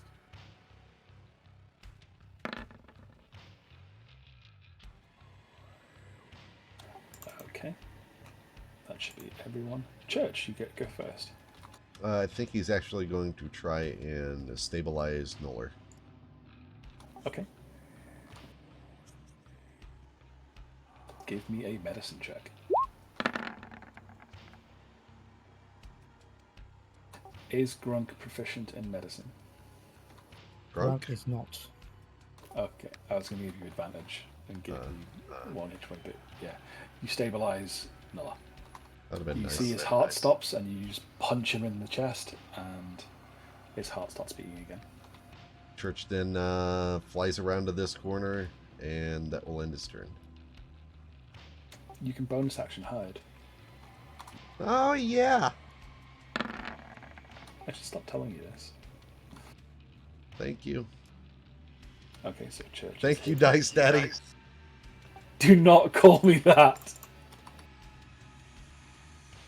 Gwendolyn, you hear the baneful and mournful cry of something in extreme pain and discomfort, and you hear things drop.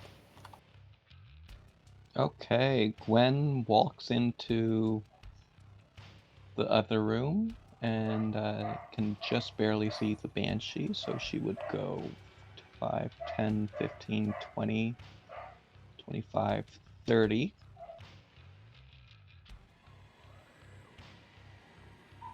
And she will try using her new sword on this Banshee. 17 will hit.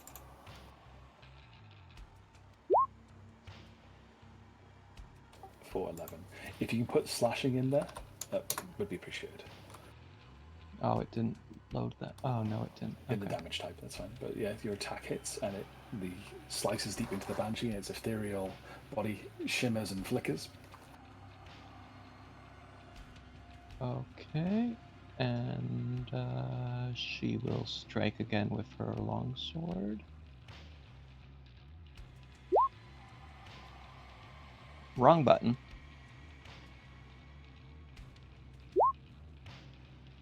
A 12 will hit. It is very low AC. For 12 damage. As this longsword hacks off ribbons of its tattered gown. And she will use a bonus action to cast Second Wind. To use Second Wind with Rallying Cry. Okay, give me that 1d10.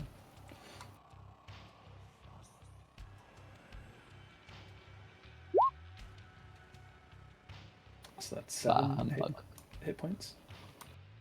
Yeah, so she's going to take, to get 8 hit points for herself, as well as 6 hit points for Neller, Crawl, and Moira.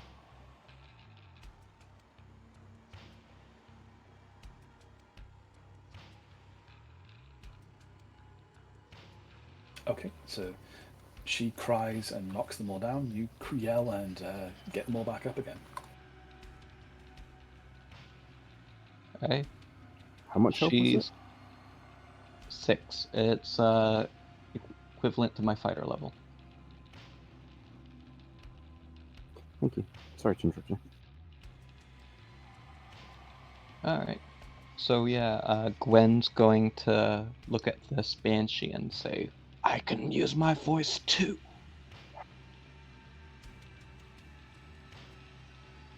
Okay, it will try and corrupting touch you twice. This is it, Gwendolyn.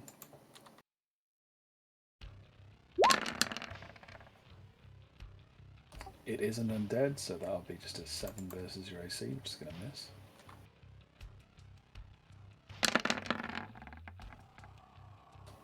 And a 10's going to hit. It tries swatting at you very feebly. Moira.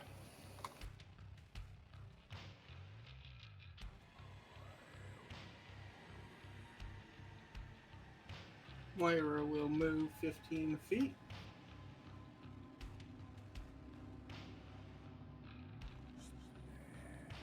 And, you know, since I haven't done this in a while, let's do Witch Bolt at level 2.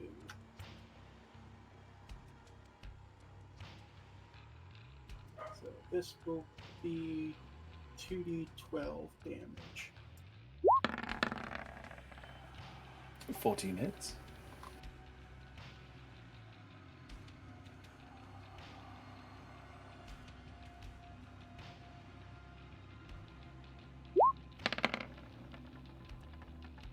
for 13 damage. No, it takes half of that. The lightning coruscates through it and lights up its body, and you see the flickering of the area it's in, and there are bones and bits of detritus hanging around the floor. Someone's just... What? Oh. Good. Is there a problem? For Twitch and YouTube, Revocane is a very bad person in Discord, and you should join the Discord and yell at him. Anything else you'd like to do, Moira? I do not believe I can do anything else. Grunk, your turn.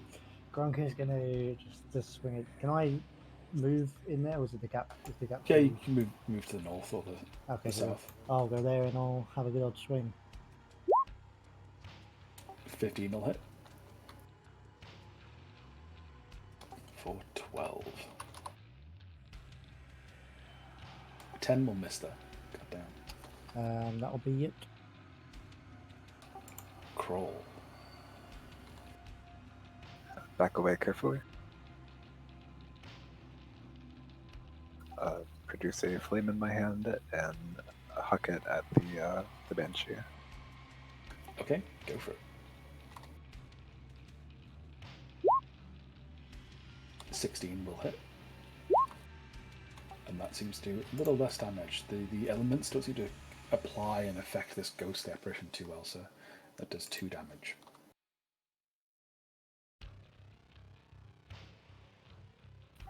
Okay, that'll be it for me. Miller, what would you like to do?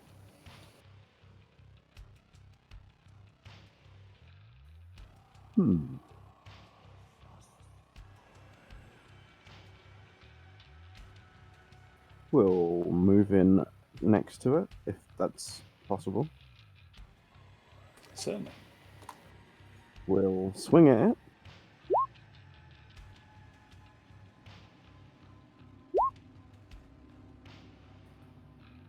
And with his second attack, we'll hit the boarded up window next to him.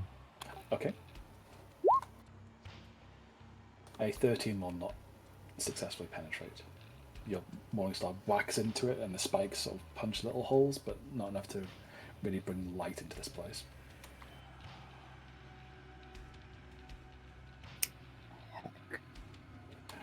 Good figuring things out though. It was in a dark area.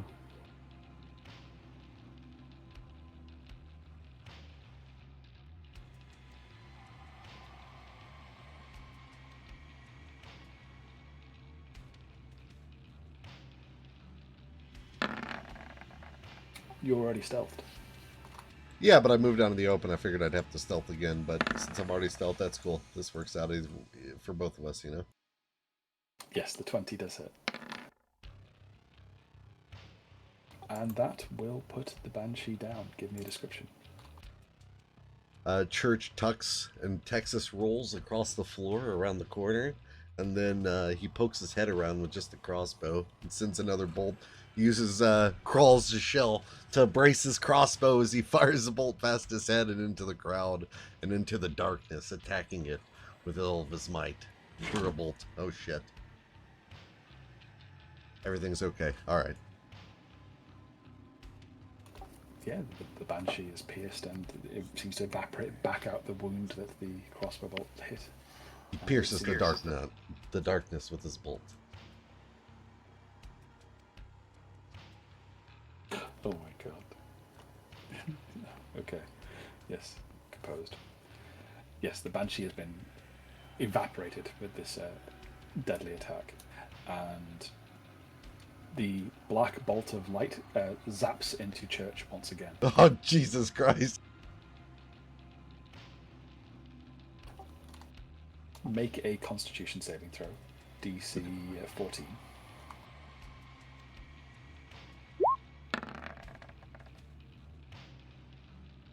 You are catapulted back by the force of the exploding energy of the Banshee, and you feel your crossbow go icy cold in your hands and almost burn your skin.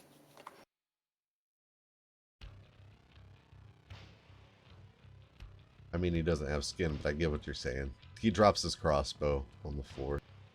I guess it goes sailing out of his hand as he hits the wall. Slumps back down again. And the crossbow is now etched and rimed in ice all around the bar and the string. But you are out of combat.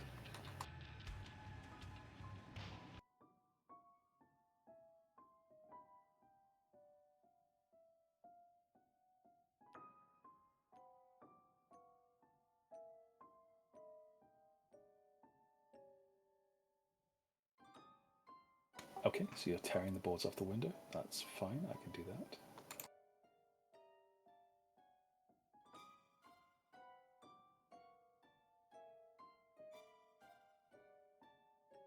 And light streams into the corner of the room.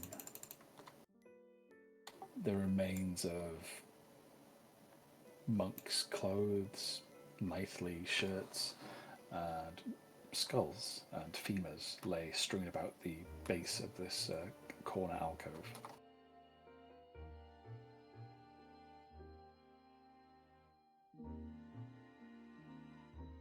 Can I have a look for anything of value or interest? Certainly, make an investigation roll. Now that it's bright, you will have standard rather than disadvantage. Is Grunk assisting? Sure, Hope so. why not? Is Grunk proficient in investigation? Gunk is not. Then Grunk does not offer much assistance besides stepping in the way. Can Gronk do his own investigation? Grunk can do his own investigation. Oh, God. I mean, we both got 19s. That's doubles, right?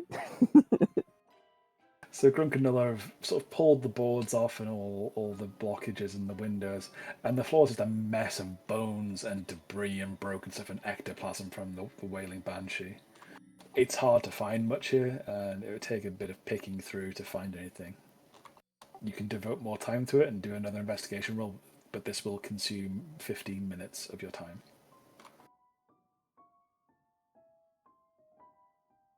If you do it, Moira will assist you. That alcove is getting very full. I want to, but 15 minutes is a long time.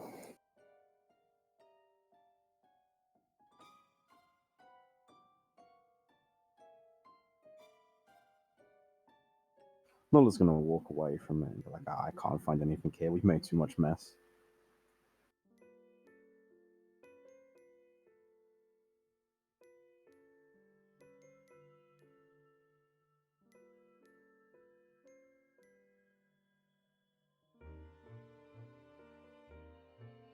There are doors here and behind Grunk, just so you know.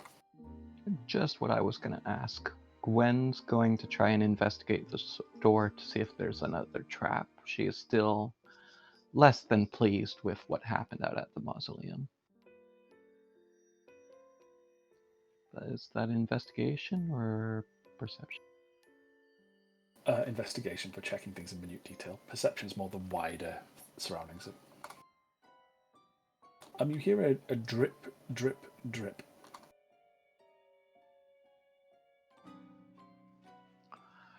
Gwen is going to try and kick the door open. Okay, give me an athletics check.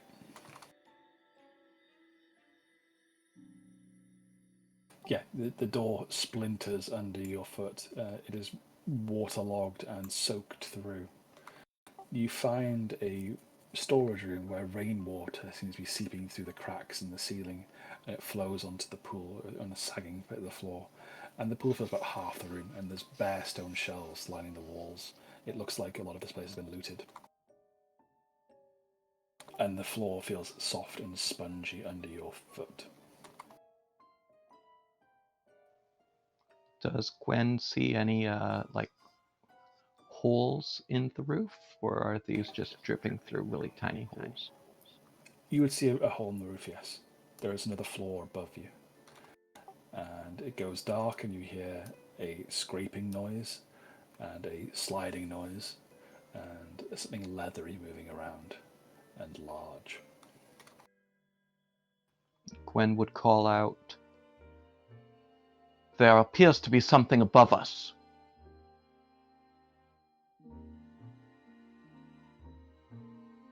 Are you certain it's not just a leaky roof?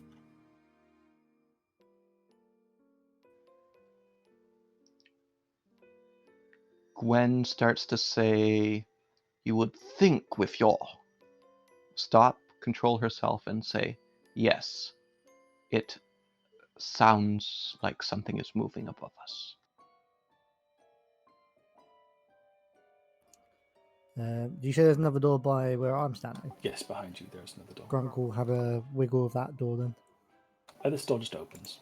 It's not locked in any way. And there is an iron tub with wooden panelling. And it's about 3 feet high, and there are pictures of murals on the walls. It's kind of faded, but it's kind of picturesque, and it depicts a mountain of somewhere that looks familiar to you. Can I investigate it to work out why I recognize it? Sure, make a intelligence check. That's a save, but we'll take it anyway. This looks like the mountains that you saw from a distance coming up along Ravenloft. The ones to the far south.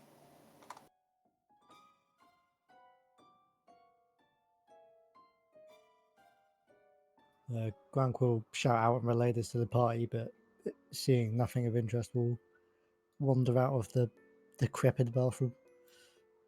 Okay. With the 2 larger members of the party moved, is Moira going to be checking out that little alcove, or is she leaving it be?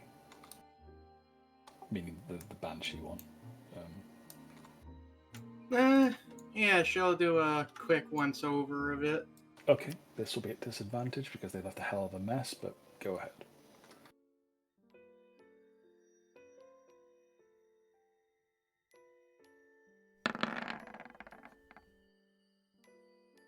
A 16. A 16 would find a small pearl clasp necklace amidst the debris around the Banshee.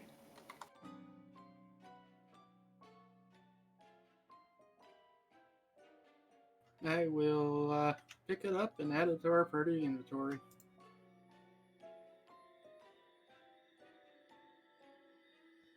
Would Gwendolyn have seen this? No, she'd probably done this while you were looking in the room.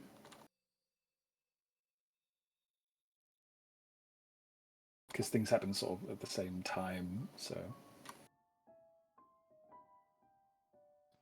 Okay.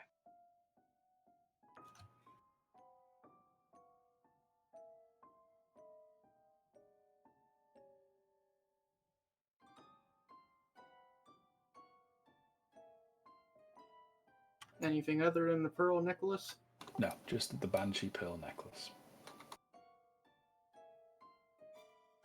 That's one hell of a lot of ectoplasm. Oh, no.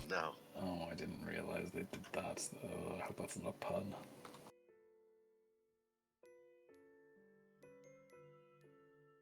The only thing worse than a broken pearl necklace is when you have to hot glue it back together. So Grunk would see some very destroyed rooms from what you just saw before where the spiders all were. There's remnants of their eggs and things pretty much everywhere, and the spider webs.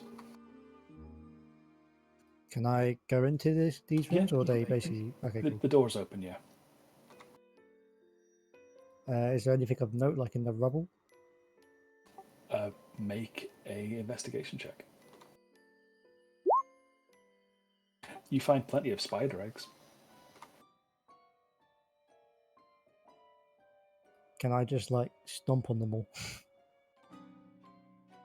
Sure. Just to clear the way? You start kicking and stomping and smashing a bunch of spider eggs. They're about the size of a football, so they're pretty messy, and there's just a pile of ichor and drippings all over the floor now, very pustulant green colour. Grunk will laugh and leave the room. Grunk gets inspiration for this. He's clearly enjoying himself. Yay, Grunk. Is there another one here, or is that just a wall? That is a wall. There is a door further along over there. Ah, okay.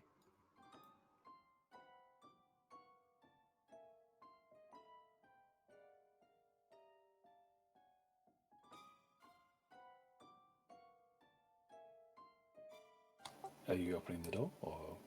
Yeah, sure. I'll open this door as well. Yeah, the door opens. There's a bit of tugging. It doesn't require a flex check. There's bits of webbing all over it.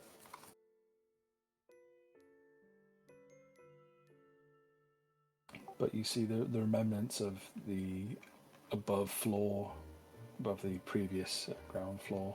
Again, more spider eggs and debris from just this devastation that went on this side of the castle. So just generic destruction and death.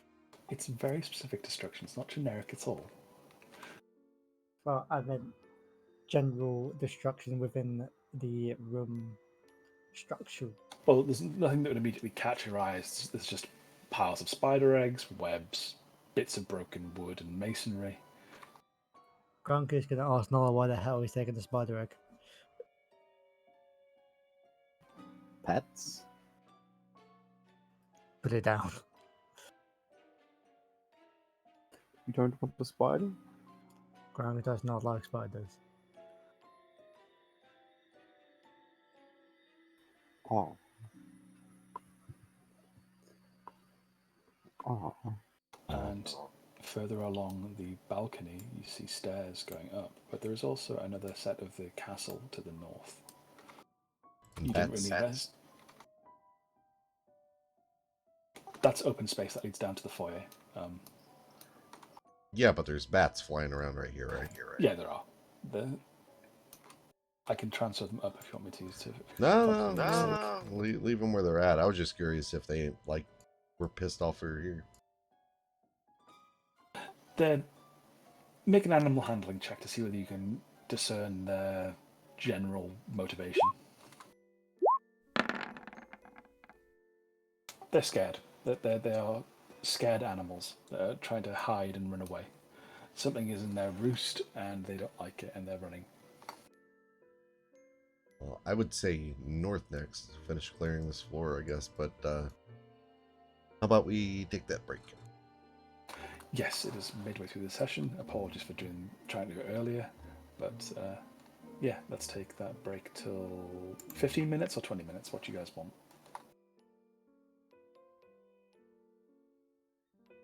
15 minutes is fine for me. Yes, house ask that. Brawl. Okay. Yep, 15 minutes is fine. Say, Suka, what are you so scared of? Oh, fucking Suka. I don't understand, but I'm amused. Opa. Oh my god, House, that doesn't sound like you. It's my alter ego. Oos. Oos. Oos. Why you fuck my pouch? Fucking pouch.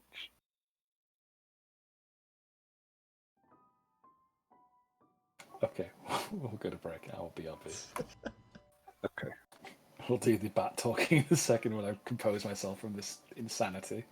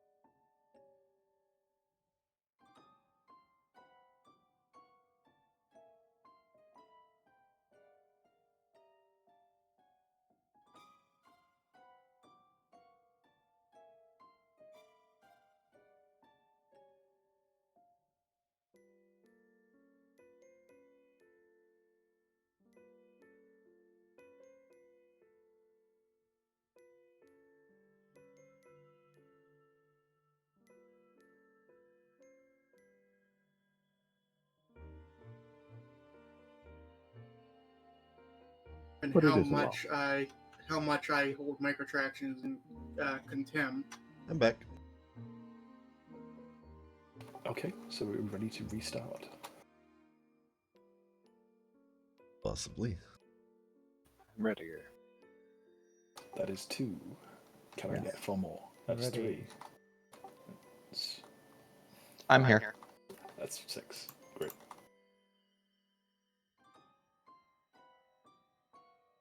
So we return to the foyer of the Argenvostholt, and the party treks across the landing, seeing the bats flying and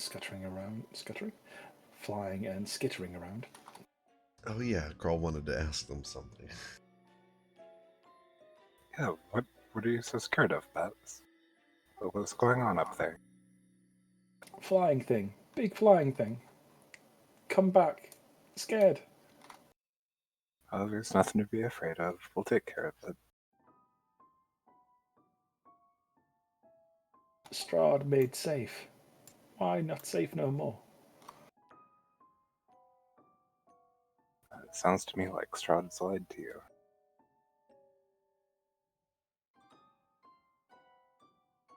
How dare you? No, they Oh. would not understand lying. Oh, fair.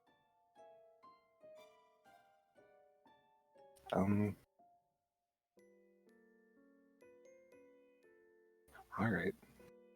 I guess there's some kind of big, flying thing to look forward to.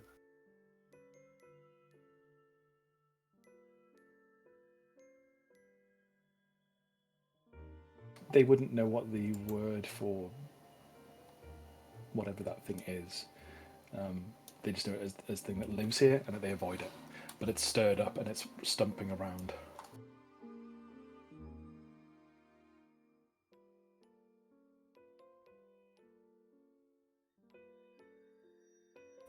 Did it have big wings? Like you? Yes, much bigger. Big, big, big. Okay. What could it possibly be?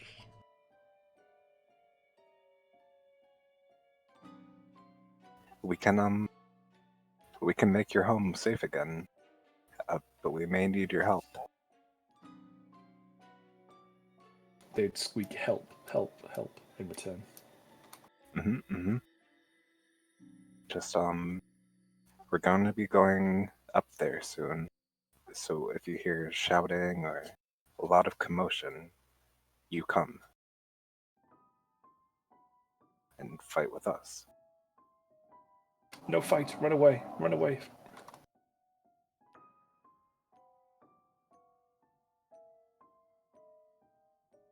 That's fair. These are singular individual bats. They do 1d1 piercing damage. Every little helps, you know? That's adorable. Distractions are delicious. Would it even be 1d1? Wouldn't it just be they do 1 damage? Yeah. But on a crit, ooh, 2 damage. Ooh.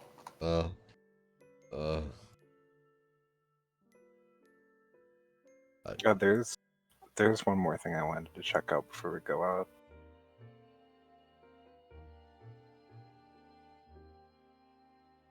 Back in this bathroom. Sure. So you said the murals and stuff were of mountains? Yes. Okay. Can I look closely at the mountains? Mm-hmm. You can make an intelligence check if you'd like. See if there's anything strange or out of place. I'm not very intelligent. Oh no.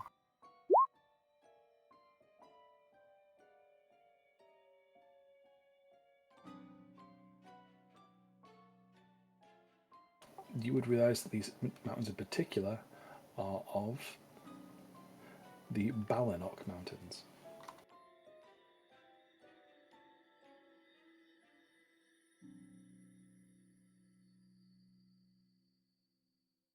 And I'll post that in chat for you.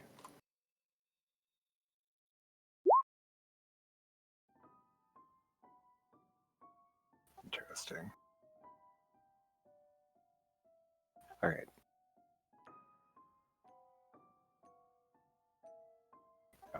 I'll make a note of that and go to rejoin everyone.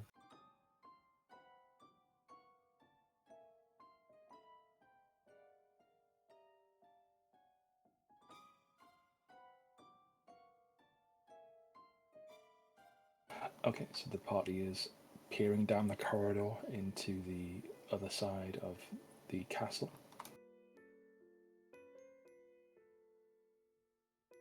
And you'd see a T-shaped hallway with a door on one side to the right and a door near the stairs over here. The ceiling in this hall is about 20 foot high, and there are various wooden doors here.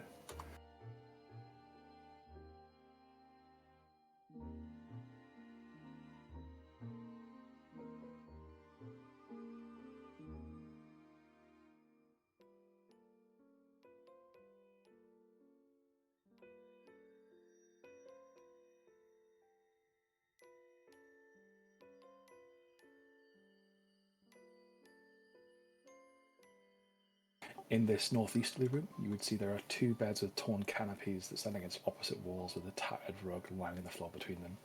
Set into the far wall is a fireplace black with soot, and a soft hiss issues from the hearth.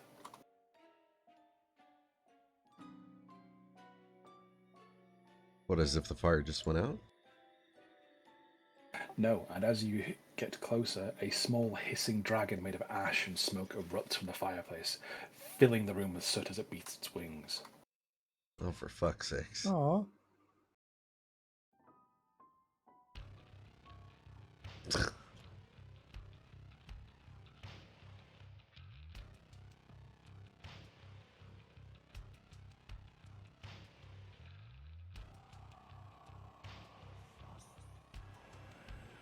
Little smoky dragon. is it tameable?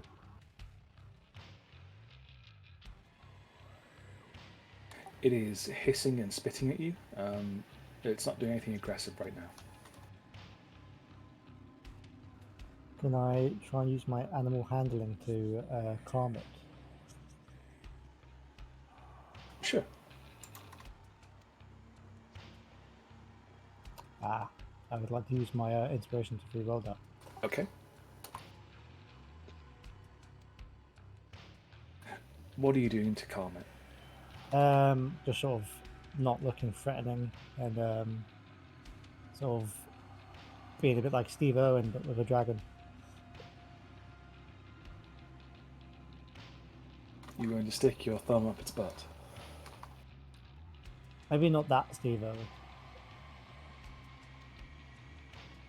No, just more like, I don't know, approach it slowly, don't, like, not making any sudden movements. Like Open hold palms. out, oh yeah, open palm, like held out towards it. And then I'll leave like a little gap between us in case it wants to approach me.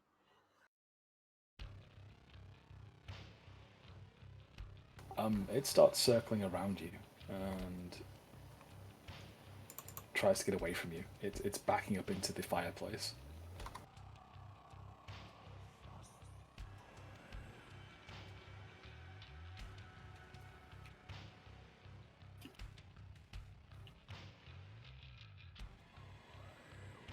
What do? It is backing away from you.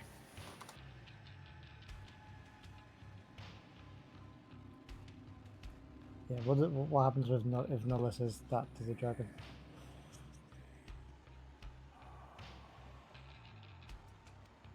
It would snap viciously and say, "No, go away. My house. Me live here." We're not trying to intrude. How long have you lived here? You seem young. Always lived here. Lived in stone. And it hisses again, smoke and soot pouring out of its mouth.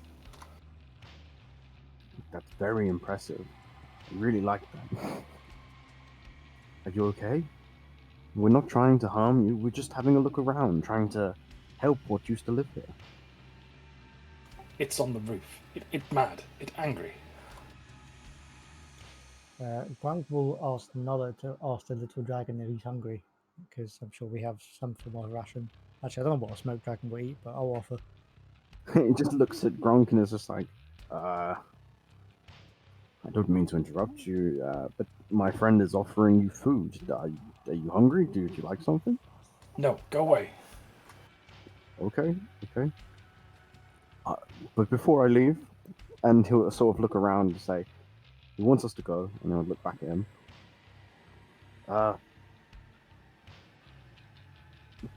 Are you? Do you know the thing upstairs?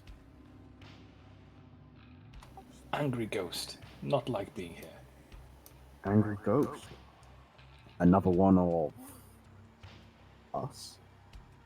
Yes. You not real dragon. Me real dragon. Yes, you are very real dragon. I did not mean any offense. Would you like a golden coin? Its eyes flare like hot coals as you say treasure. Is that a yes? Give treasure. Me hoard. Yeah, big hoard, just for you. He'll flick a golden coin his way. It catches it and puffs back into the fireplace full of soot.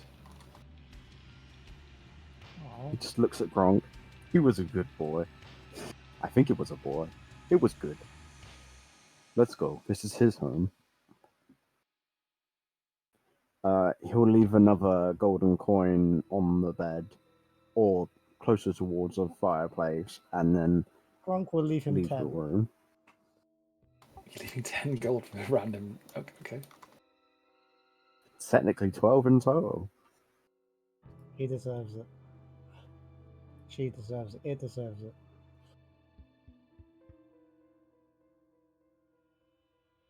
You see from the sort of low little puddle of ash, it pulls its snout out and sniffs the gold and snorts appreciatively from its nostrils.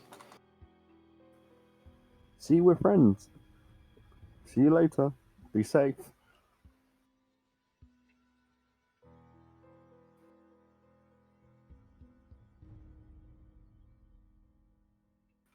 And yeah, they'll leave. That's Smile on the face. most wholesome thing that's happened this campaign. What? Eyeball marbles aren't wholesome?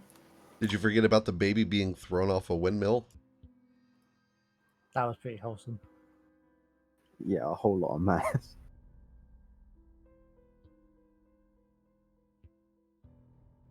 Morgantha has to make her pies somehow. So you come to a T-junction before the two corner turrets of the castle. And you would see some pretty solid-looking doors banded with iron either end.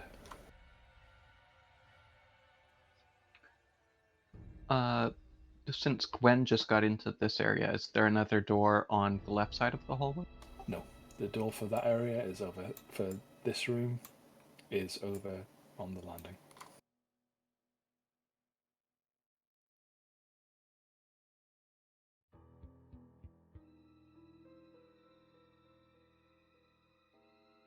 You can go back there if you want to and go into that room. It's entirely up to you, or you can continue looking for the guy you saw looking down at the turret at you.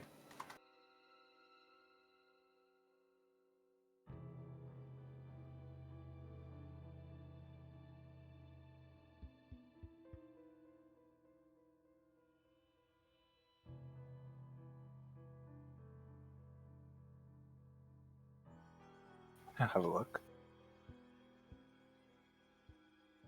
Okay, this door is not locked. It opens pretty easily. You've got to force it a little bit, but it does open.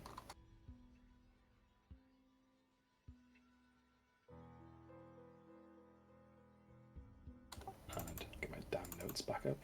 Close the backstand. The contents of this room are draped in cobwebs. Between curtained windows stands a black marble hearth, and from its glow, there's a faint glow deep down in the grate. Ooh. Above the, you should be able to see through the door now. I opened it up. If it's not updating, just step through.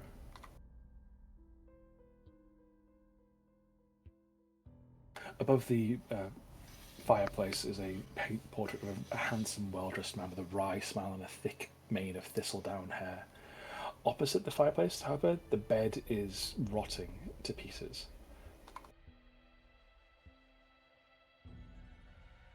There's also a tall, dark wardrobe of mahogany, and it's hanging open, and seems to be just dark and empty. Does the person in the painting look like the bust we saw in the hallway? It does.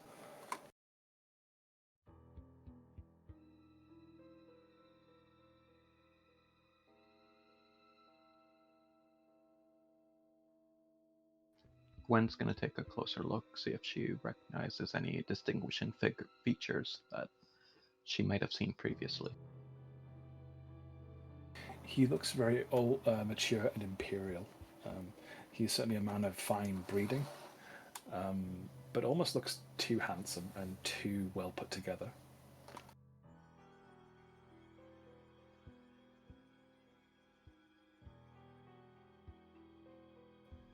The red glow of the fireplace increases as you're standing nearby, but it's coming from the grate underneath, from the floor below.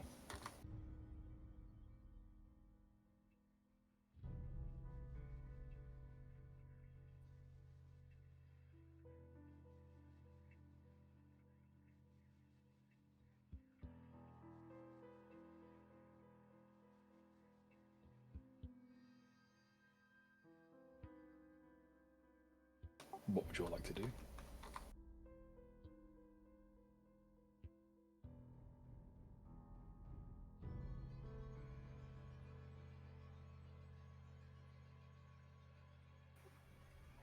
Um,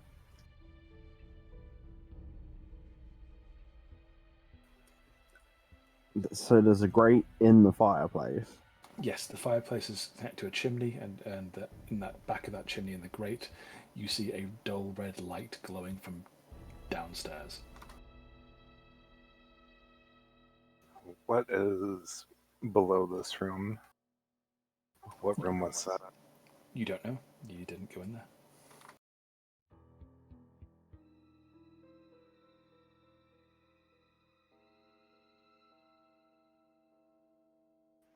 Well, we can Is go there a way look. to- It's a short walk. Good idea. Do you want me to drag you all over there? Sure. Before we do that, Gwen would like to take a look inside the wardrobe. Okay. Give me an investigation roll.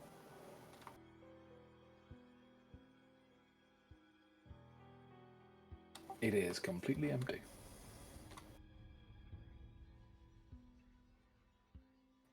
I imagine there's nothing under the bed either.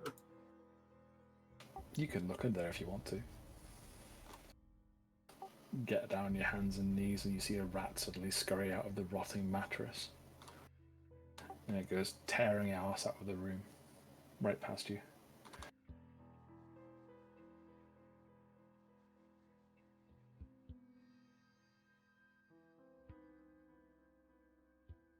Is there a way to remove the grate? Like, is it like a stone grate? Is it made of metal? It's a wrought iron grate. It's used for letting the heat from the downstairs chimney and the smoke travel up. Oh, can you try and lift it up? Sure. You can do so that athletics check, and there is a hole in the back of the chimney. You could fall down if you wanted to.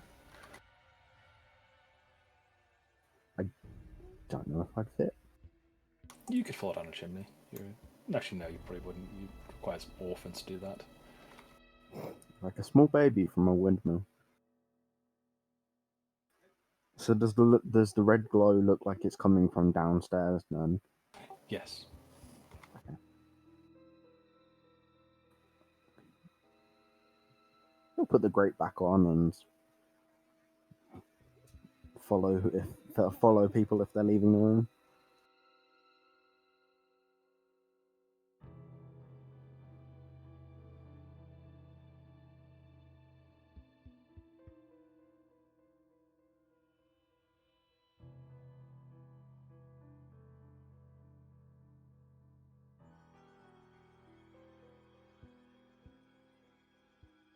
Okay, I'll move you downstairs to that other room that you didn't investigate yet. You'd see there's a door up here to the top left.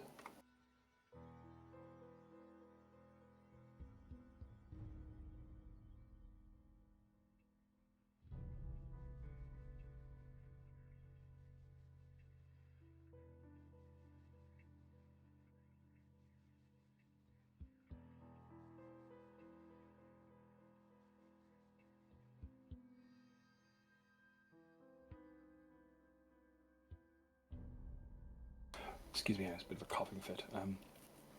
There is a wood panelled door here that has a series of draconic spread wings here.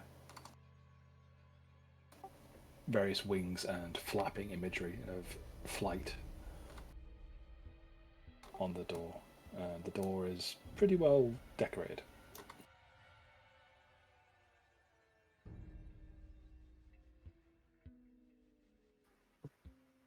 Um,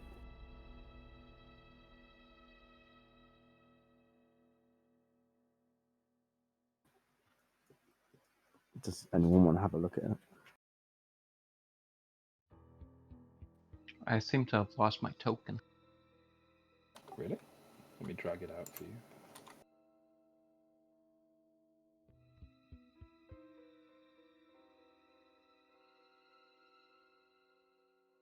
Should be there. Yep.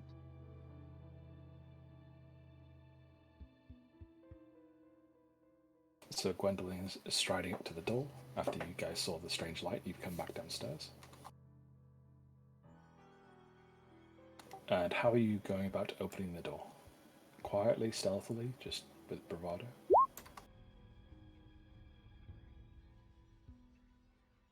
You see all the different carvings and ornamentation. You don't notice much else.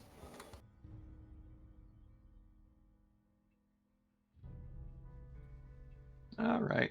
Gwen is still smarting from that last door, so she's going to kick it open again. Okay. You boot the door open, and it shatters with a crack.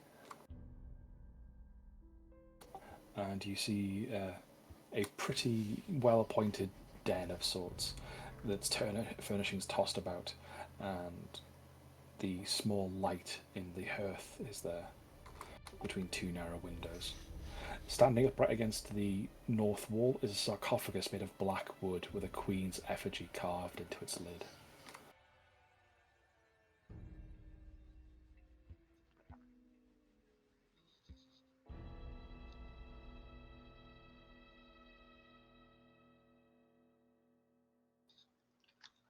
Is there a fire in the hearth? Yes, there is a small brooding fire, and it churns and rumbles there.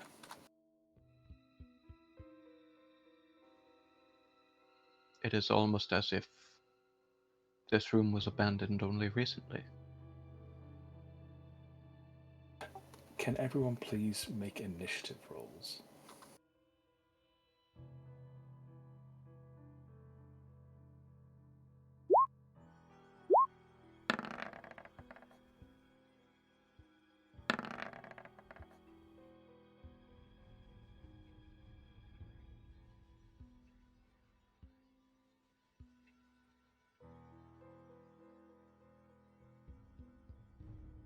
Okay, so descend that, and the fire suddenly pops and hisses and springs to life. It is of the image of a fairly large dragon head and shoulders, with the wings flaring out behind it. Moira, what do you do?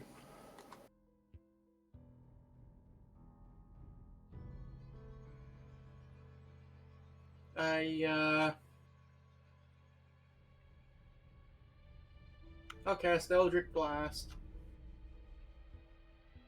Okay. You're just immediately attacking it. That's fine. Alright. Roll your Eldritch Blast.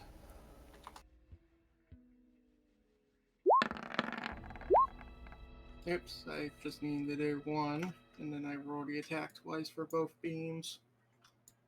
19. 19 will hit. Okay, so you explode chunks out of this little fiery dragon figure, and everyone needs to make a DC 12 dexterity saving throw as it explodes and fills the room with fire. Moira and Grunk will get +2. I think it does me. Yeah, and me as well. It's a You can do 212. So everyone And church. passes, so everyone takes half damage. I take I half of haven't- that. I haven't rolled my dexterity saving Oh, sorry. throw yet. Go ahead.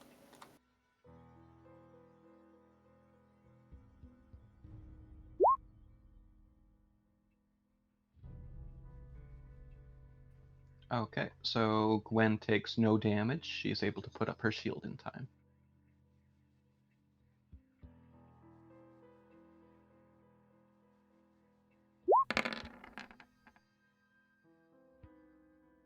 So Gwen blocks a great deal of the fire, allowing you all to take a lot less. So 11 or 5 for Nulla.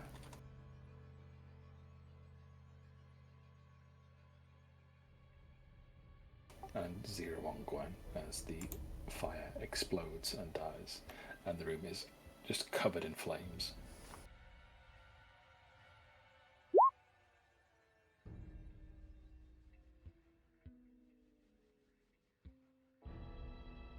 Okay, so Crawl only also takes 5.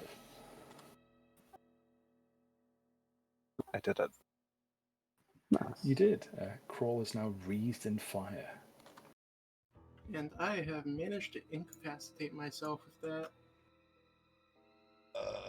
Can I use Uncanny Dodge? Yes, you can.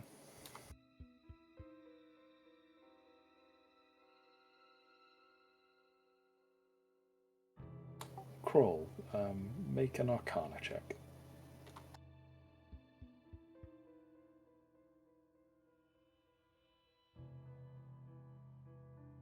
Oh.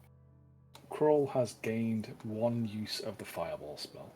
Oh, This shit. was all part of the draconic energy that was kept that little illusion and conjuration going. So yes, you now have the Fireball spell. Oh.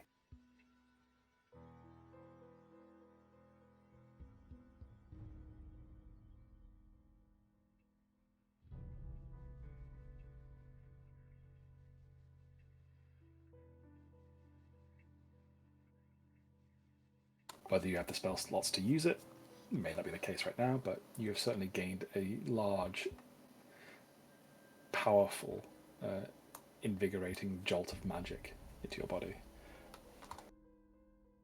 And you feel the crackling in your veins along your fingertips of this prickly heat.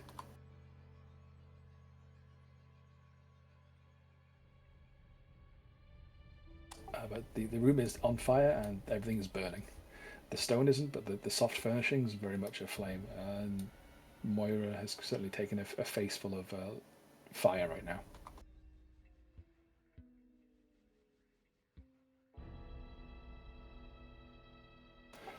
You're out of combat order. I didn't expect it to die so quickly. Gwen's gonna mutter to herself, "Oh, what a foolish elf," and pick up Moira and drag her out of the room. Okay. Nulla's gonna run around trying to put the fire out. Yeah, Grunk will help him. Okay, you certainly can do that. Just give me... It's not really athletics. No, just you do that mundanely. You're just stomping on fire. Church is And going. What? I was going to say, and I guess I'm going to be rolling a death save. Unless someone stabilizes you, yeah. Yeah, Gwen was planning on stabilizing Moira once she got Moira out of the fire.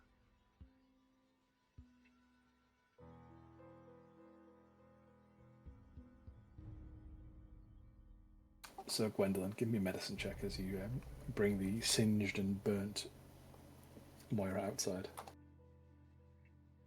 That is one failure.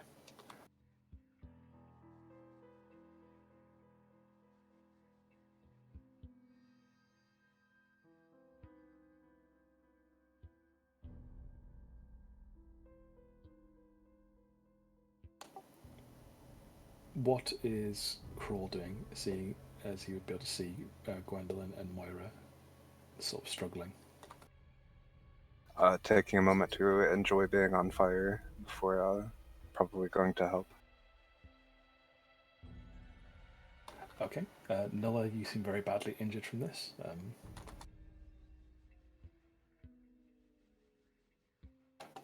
You're putting the fire out, and so is Grunk. What is Church doing? Not even acknowledging what just happened or even the aftermath. Church is going to make his way across the room and carefully examine the coffin, almost admiring the work and detail put into it.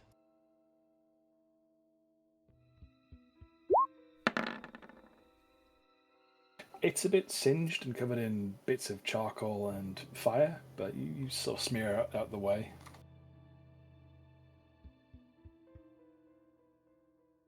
And the coffin seems to be very old. Has it been sealed? No, you could open it. It is not nailed shut. Okay, you will carefully push the door open. Inside, you find a series of shattered wine glasses and broken decanters with liquid dripping down the inside from the explosion that shattered them.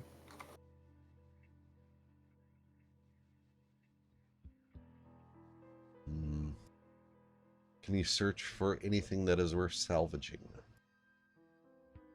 It's all pretty badly broken from that damage that I rolled, unfortunately. They're all sort of cracked and broken open. Okay.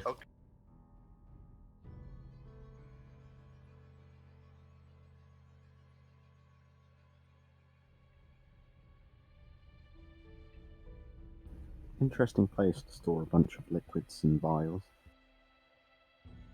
Well, it's a wine cabinet made out of a coffin. In his, essentially, his parlour, his den. And you guys broke it. Correction, Moira broke it. I didn't break shit. It was Take the your dragon in blame. the Be a third man place. and take your blame. I'm not a man. I'm a lady. Disgusting. So does the Vistani Vigor Elixir stabilize Moira? It does. It restores 2d4 plus 4 hit points.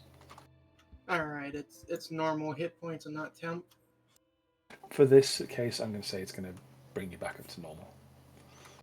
Because And then you said 2d4. Like I said, that's just a healing potion, essentially. Yeah, for this situation, it normally it's the temporary hit points, but for this, I'm going to say it's going to bring you back. You know, get you back on your feet.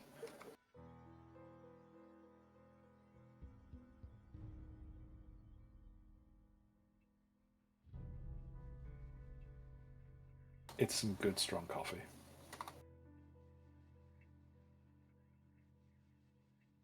Would you say that that coffin was filled with bottles? Yes.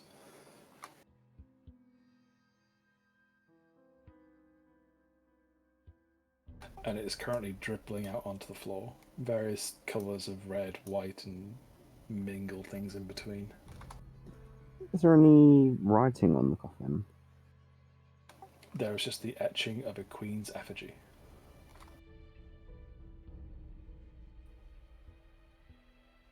Is this recognizable in any way? Like,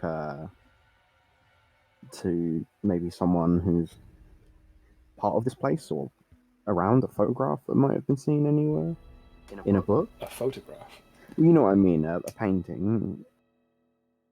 Make a history check, see if you've, in your time in Barovia, come across anything to do with this. No, you know there's royalty and there's been sort of rulers of Barovia, but this particular symbol doesn't ring any bells immediately. Can I lick the liquid? Sure. Oh no. I'm at 1 health. It could kill me, but I'm interested. He'll try. He's gonna look at Church and just be like, "This may be weird to see, and I'm very sorry." And he's going to try and just taste the different liquids. So you're going to run a finger through the different model. colors at the time. So he'll like run it through the red streak, try that, then the white one, and try that. Okay, the white one tastes incredibly strongly of alcohol. The red one does taste of berries and fruits and sweeter things. And muddled together, it tastes god awful. Like a fine concoction of terrible, terrible drinks. Yes, it is just a drinks cabinet. You basically got absinthe, then you got wine and a liqueur of some sort in the one. And it's mixed together. It's like a kid's first attempt at making a cocktail at home with stuff from his parents, like a cabinet. It just goes terribly wrong and makes you want to retch. I am that means- curious though. After trying them all and sort of retching a little bit at the different flavors of very strong alcohol and it tasting horrible anyway from his unfortunate affliction, he'll take the one that he's got on his thing and see if that does anything. A door opens behind Kroll.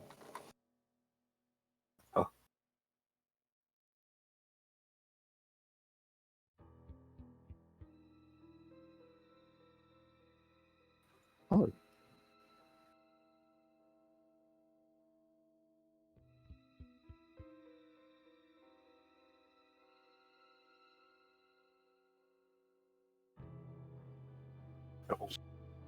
Excuse me. Oh. Oh. Mm-mm-mm-mm.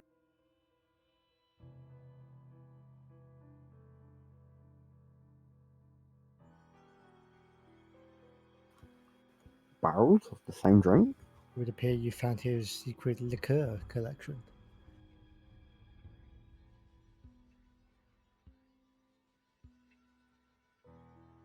And you hear someone going, "Help! Shh, be quiet." Keep your voice down. What is it? Oh. Hello? Are you there? Yes, but you got to be quiet. There's things here.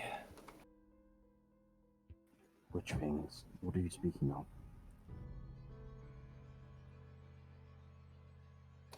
What do you mean? There's a thing on the roof.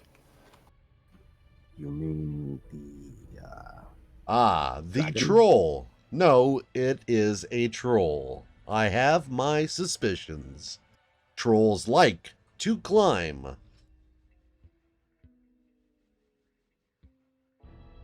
The bats told me that the thing had wings like they do.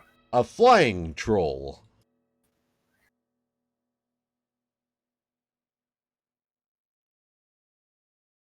Church, however, does not lower his voice at all. Oh no. I see that in the corner. Mm-hmm. What the fuck's that beard? Tiny, what are you doing? What is this? Are you trying to scare us? No, I didn't do that. I think House knows what's going on. Could this be the dark room full of What is bottles? that? Is this over here? Is this the room full of bottles? What the fuck is... Oh, someone's playing with the deck of illusions, that's why. Come on, who's doing it? Please don't do that. Sorry, I misclicked. Free Oh my time. god. Pulled it out and drew a card. I was wondering where the fuck that came from. I was like, what? It's a fucking shriek.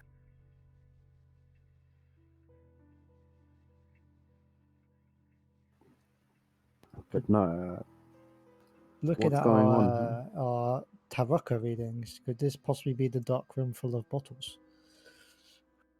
With the gilded member, right, House?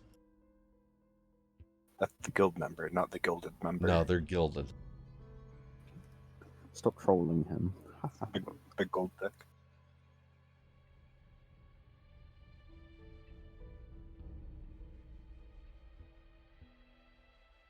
So is anybody going to talk to this person? He's sort of hidden behind the barrels, looking at you. Looks very scared and very injured. And It's a ghost though, right? no, it's not a ghost. Oh. Are you okay? Do you need help? No, I'm hurt. We're looking for that girl, Arabelle. I was out searching around here, and well, I was chased by some strange man in leather with hundreds of these little tree monsters. I ran into the mansion. I shouldn't be here. And, oh God, they were chasing me for so long. How did you get into here? The fire told me I could hide in here. Just sort of turn around and look at Moira. And the door snapped shut. Not all your problems could be dealt with by killing your fires. You look back at the man and he'll put his hand on him and just be like, calm down a second, and we'll give him 5 health. Okay. He looks a lot better, a lot healthier now. And he sort of holds on to the barrel, thanking you. Now you say a man in leather, right? Some crazed looking druid. A human druid? I couldn't tell. His face was daubed in various animal parts and bones and leather. It was terrifying. I've not seen anything like it in hundreds of years. Where have you seen this before? Well, before Strahd did those terrible things to all of the Dusk Elves, there were humans who used to commune with nature with us and alongside us. But this is a strange, changed form. Well, we've dealt with a few of those tree things previously anyway. And to what you said earlier, we have saved Arabelle. Oh, thank the gods, you're safe. Maybe the Vistani will stop being so bloody cruel. Yeah, good luck with that. Cool, what have they done? They sit and watch for that beast Strahd to make sure we don't rise up against him.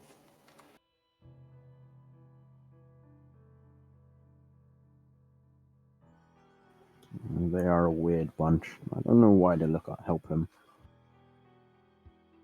Right, they're working for Strahd. They do admire him. Like every time we spoke to him about Strahd, they're like, "Oh yes, he's our prince." I thought that was more like out of fear than respect. Maybe it's both.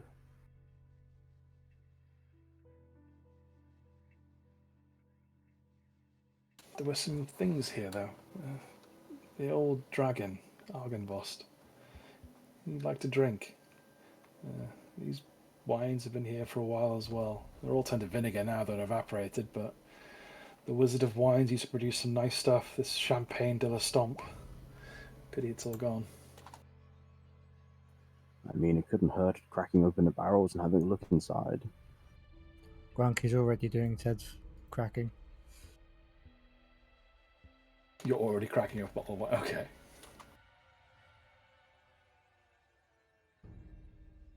Right, so let me get the...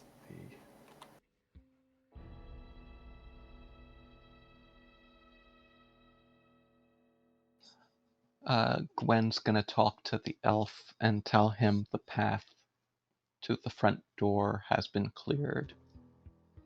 And if he requires to get back to the village south of Vallaki, the path should be free or clear as well.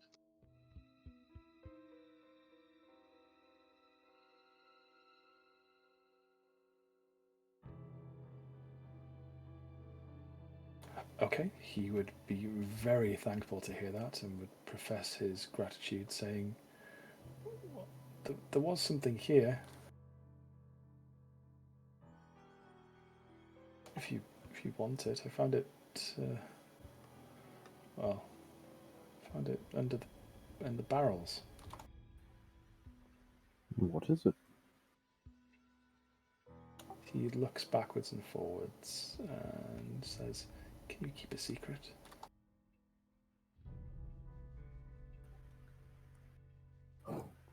To our dying breath, of course. And he proffers you the following item.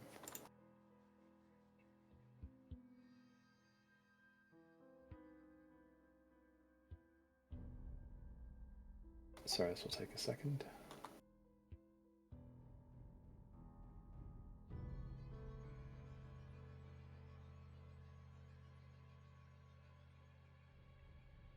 Who's wearing a cloak of protections?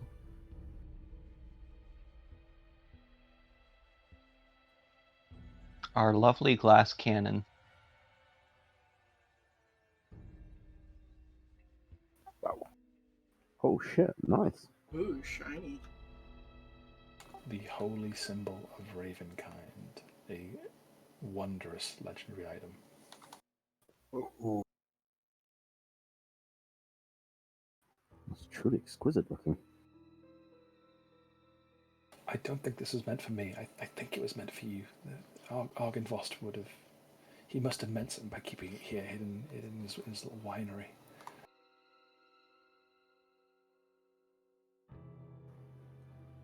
If you wish, we will protect it with our lives. I'm sure if, well, you may think of our goal at this point of you know who being taken down. It will help.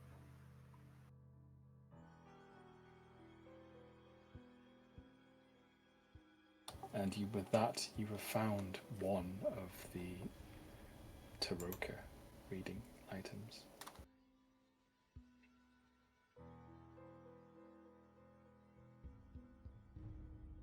Would Moira be able to tell us what it can do?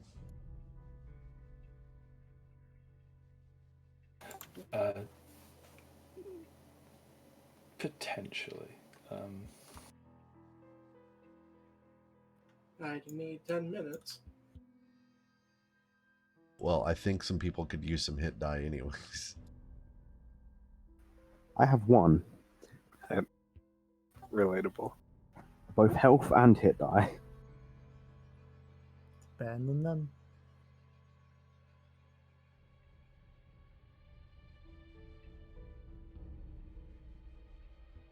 So you're going to spend 10 minutes getting or you're going to spend an hour here doing a short rest in the wine room with the Dusk Elf you've not asked the name of?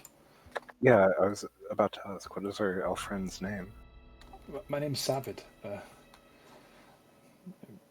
Just a typical one of my kind. I try to be as helpful as possible. No wife, no children. Best to eke out an existence that's as dignified as possible, helping those around us, stopping this evil of Strahd spreading. Indeed, I am also, you know, one of my own kind. Inconspicuous, with no children or wife. I agree with this. This is a completely normal thing for mortal people. Mortal people, okay.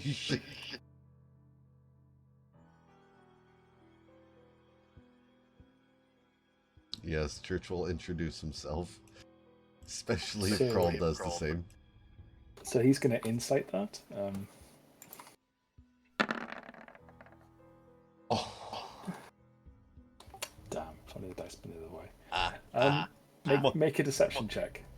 Oh no. Hopefully you get a 1. Oh, my secret. It stays secret. Nobody knows. Nobody has any idea. Yeah, Savid says, yeah, I wouldn't bring my wife and children here either. This land is accursed with the undead.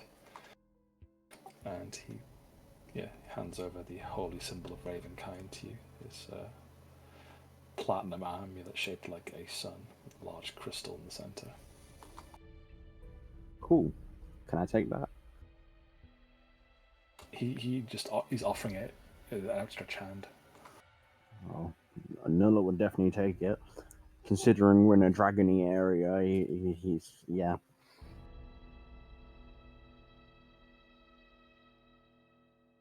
So you're holding on to it, okay? You would immediately feel a sense of enlightening and emboldening of your spirit, as if you could take on the world and you feel ready to rid the world of all the impure undead that curse it.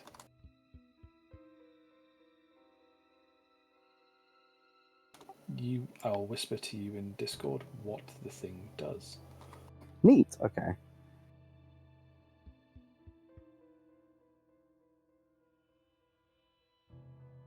Because whispering on thingy doesn't work. Exactly.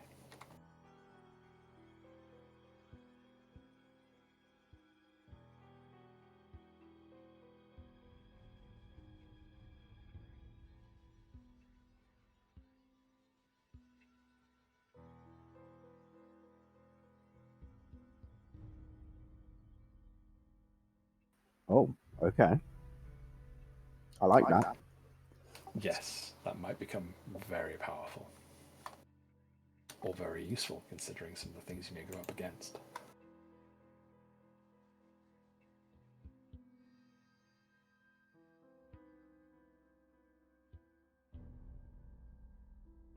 Cool. Okay.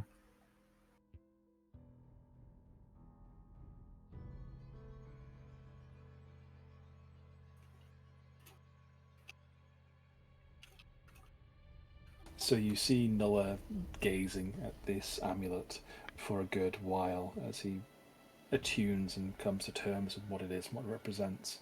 He doesn't grasp the fullness of its history yet, as that will be revealed over time as he becomes more in touch with the item and what it means, what it represents. But he gets an immediate jolt of what it can do as he realizes the power this thing holds. And you would see and feel that the enlightening and the ray of hope that is shining out from this thing next to Nulla. Even Savid would feel a bit more brave and heroic just standing near you guys. There's a weird light sparkling in the dark, weird pits of his eyes. And Nulla begins retching, and something comes out of him. Hey, is that my blood? Yes, you would start vomiting up the corruption now that you have the item. Oh. Oh, cool. Give me that. You gotta share now. Damn. Circle jerk it. I'm gonna back up a little bit though from Grunk. No. Can we do like a tag team where we both put our hands on it and we can both vomit on each other? Oh my god. Power of symbol of Ravenkind.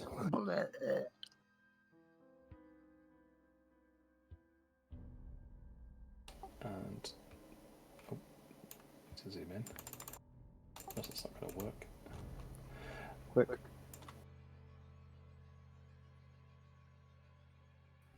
Get the Comes spraying out of Grunk's mouth into a formless, black, slithering mound on the floor, and it quickly rises up to form this bestial, demonic-looking figure. Savid just hides behind the barrels and cowers. His previous stint of feeling brave, it's kind of gone. But you can use any hit dice that you want before this happens. I will allow that. I guarantee you I roll a 1. If I roll a 1, can I count this 10? Damn. Does this count as a short rest or just the hit dice? Short rest, yes. Been in here, vibe checking. So you can use any amount of hit dice that you want.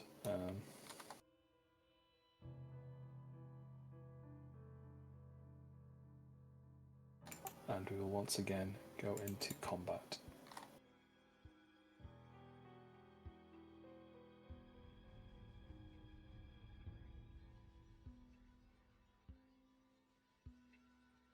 Your amulet would react very quickly to this thing, and you would feel a desire or a need to let loose one of your abilities, as this is a being composed of shadow and deceit and malice.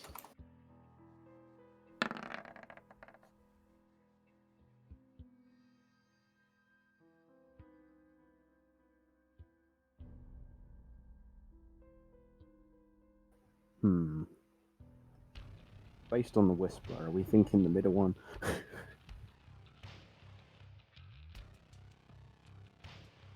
The bottom one. Okay. It is dark and incorporeal malevolence that has come issuing forth from your eyes and ears and nose and mouth, as your curse has been driven forcefully from your body by encountering this holy symbol. Is what you'd be feeling. Moira, you can step back away from it as this is happening if you want to. So as a free action, you wouldn't need to. As free movement, you wouldn't encounter an attack opportunity in this. Yeah, sure. I can step back behind the church.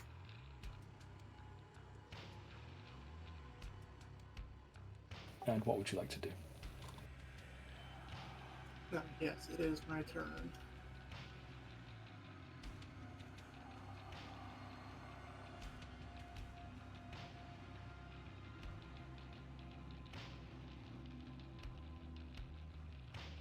I will fire a magic missile at it. Okay. I'll do a level 3 magic missile. Damn, that's a lot of missiles. That would be 5 missiles, if I remember right.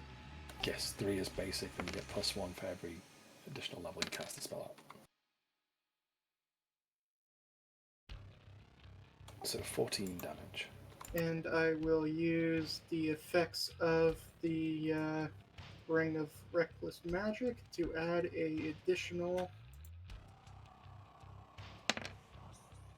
2 damage to it.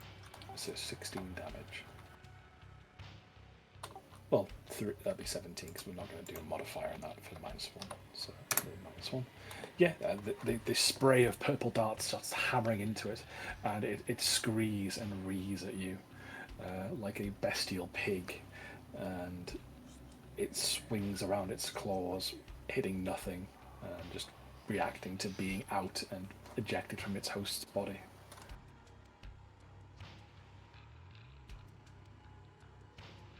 Anything else you'd like to do? No, I believe that is all. I didn't need to do that. You didn't mean to do that, okay. So, Nulla, what would you like to do? I'm going to use one of the things from this amulet. I was just making a spell card thing just so I don't have to reveal all of them. Sure thing. Doing that for each one would make sense.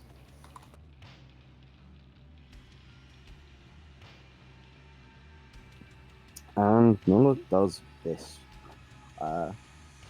Taking the amulet, he sort of felt the need to clip it to his own holy symbol around his neck, and begins, like, he sort of pulls it forward a little bit, and it does this.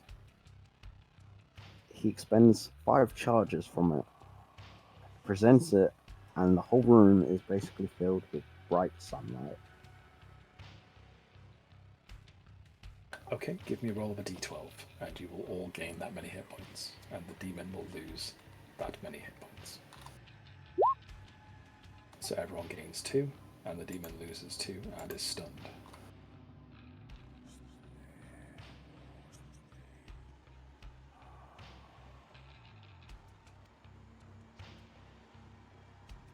It is like the dawn of a new day. You feel hope swell in your bosoms and new life beat in your veins. Grunk, you feel better. You feel alive. You feel like, oh no, and more of that horrible blackness comes vomiting out of you. Grunk is going to go into rage mode, in triumphant rage almost, and activate his storm aura around him on said deep. Okay.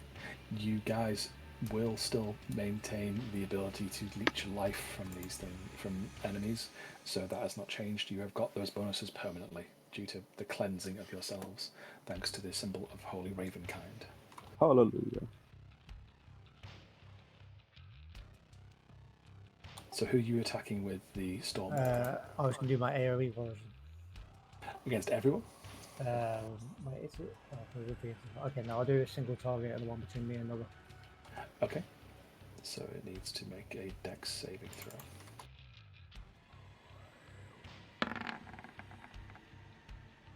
I believe it passes. It does indeed. And then I'll do 2 attacks with my hammer. Okay.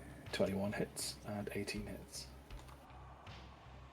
And you are enraged, that's 9, 10, plus 14, 24 damage.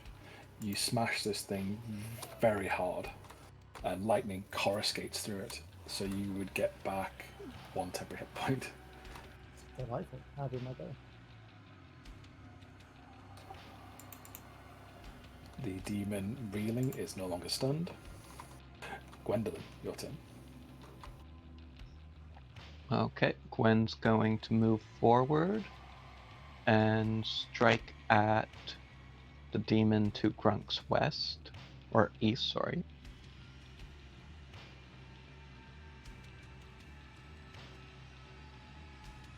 '21 definitely hits. For 11. Oof, you cut deep. She's going to take her shield and try to knock it prone as a bonus action. It floats there in the air. It doesn't seem to go prone at all. You shove it into it and it just sort of gels its head back up where its torso was. Okay, Gwen's going to shrug and try and cut that head off. You hit it again for another 12 damage.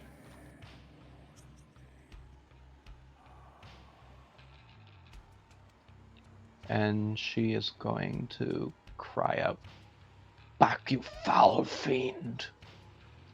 And that's her turn. Crawl, what are you up to? Okay.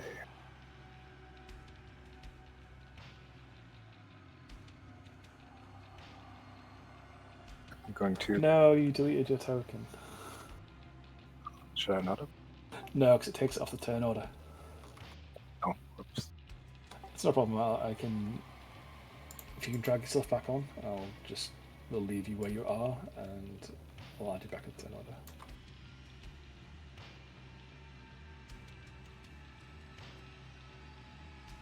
So you're 11. Okay. Yeah. So you are wild shaping into a wolf, I take it. Yeah, I'm going to hop over here next to Gwen. And give an almighty bite to this demon.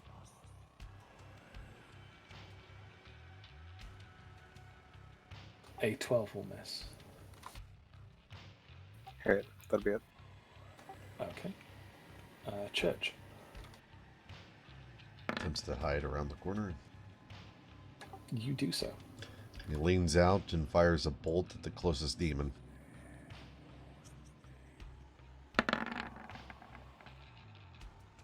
Your crossbow fires a spectacular bolt of ice.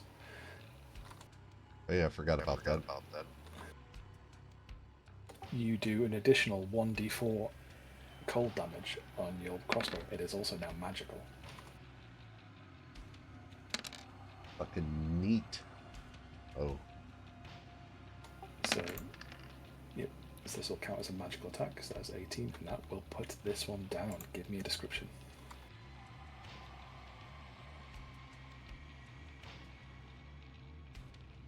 Church falls out from behind the doorway when the crossbow fires a bolt and showers snowflakes and ice into the air. The bolt shatters partially as it goes into the demon. The rest of it turns into shrapnel, peppering him around the main impact and pins him into the fucking barrels. I was so surprised, Tiny. I didn't know what to say. Oh, well, you deserved some special treatment with your weapon after you countered your dead father. No movement or anything else? No, that'll be it. Okay, the demon to the south will attack its creator in the form of Grunk.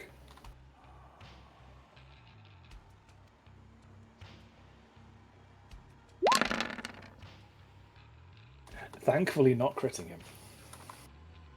Oh my. Moira, you see and feel a cataclysmic wave of force, like pure hunger, wash towards the west-hand side of the room and seems to crack and bend the barrels, and Grunk manages to just wade through it through sheer force of will.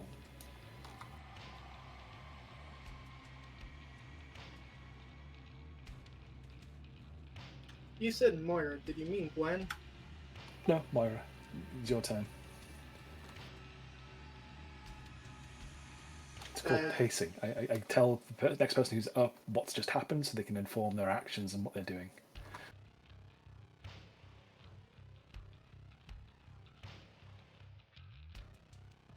I guess Moira will step into the room and is this one still standing? This one is still standing, yes. Alright, I'll fire an Eldritch Blast at it.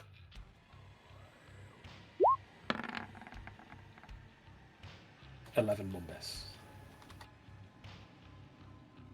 I need to remember, is each beam an individual attack, or... Yes, each beam is an individual attack, I believe.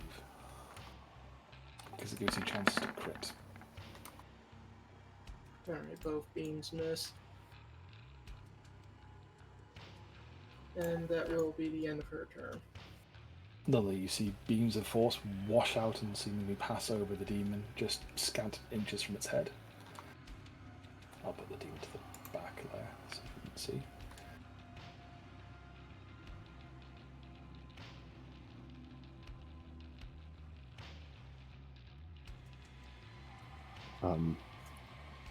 He's going to move over and start whacking with his Morning Star. A 14 will hit. That's for 9. A 13 will miss. That's a shame.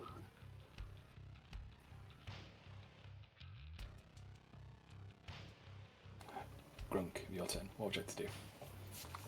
Grunk will smash. 10 misses, I'm afraid. 15 hits, though. For 15, and are you doing your bonus action? With my storm, yeah.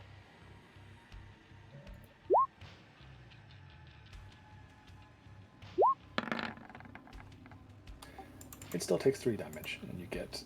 Now, you're up to 3 temporary HP instead of 1. That'll be it for me. Okay, the Shadow Demon, still reeling, being in the sunlight, will attempt to attack Grunk again at disadvantage.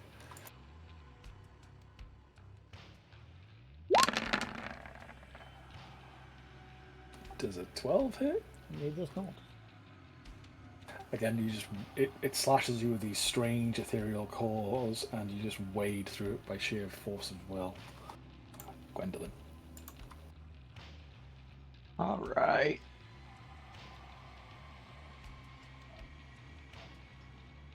Nowhere to run, nowhere to hide.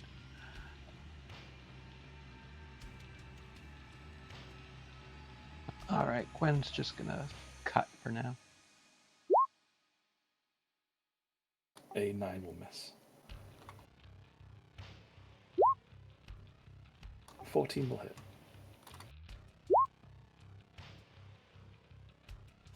For 10. It looks like it's barely holding together. big gouts and cleave marks in its body are flickering and warping with little black blips of light energy. And Gwen's gonna try and use her shield to knock it back towards Moira. Or towards whatever's. Knock it northwards. Okay, give me an athletics roll. It will try and use acrobatics to dodge. It does so.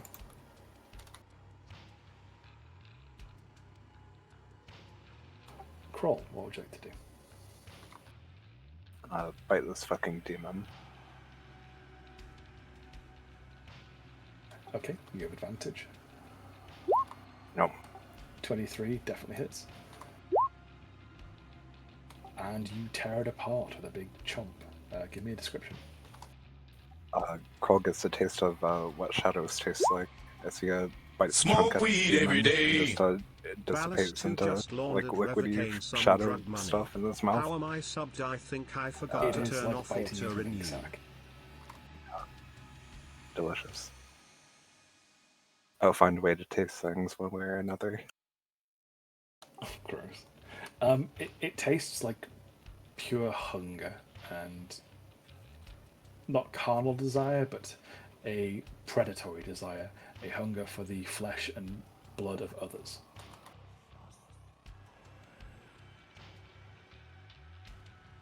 And with that, you're out of combat. And the shadows fade and disappear before the light. This room is bright for 10 minutes. Oh, Jesus. It's nothing but sunlight in here.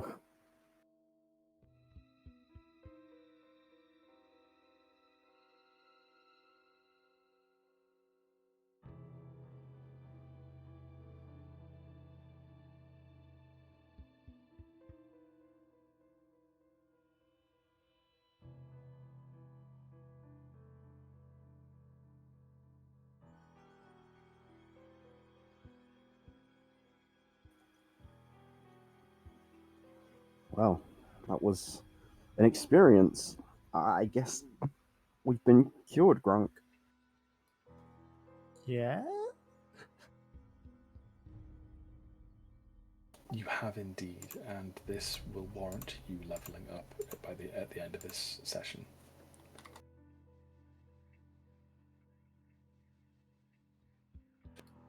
I don't know how such a foul beast fit inside me. That's good. You guys are going to need the health.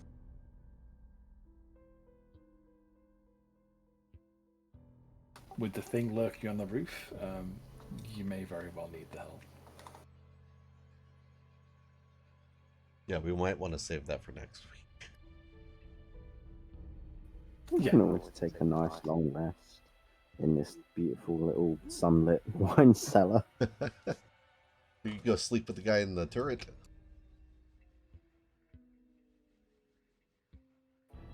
It's a good point. Need to go chat to him. Mm-hmm.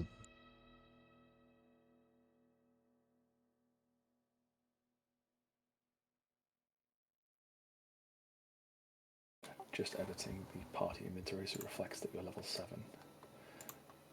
Hooray. There are doors there, but they seem like they are sheathed in stone and scaly. Well, not scaly. They look like stone scales covering parts of the doors. Yeah, just trying to get an idea of the interior. That just goes back out in the main hall. Were we finished with the elf? The elf is looking petrified. He doesn't know what just happened. He is bathed in holy sunlight, and he's asking, "Did I do the right thing giving you that amulet? Oh gods, what have I done?" You just saved 2 people's lives. You should be proud for yourself and your race. He sort of squares his shoulders. Yeah, I should be. Yes, we've done a good thing here. He'll offer his hand to shake. He happily shakes your hand, seeing a friendly person for the first time in a few days.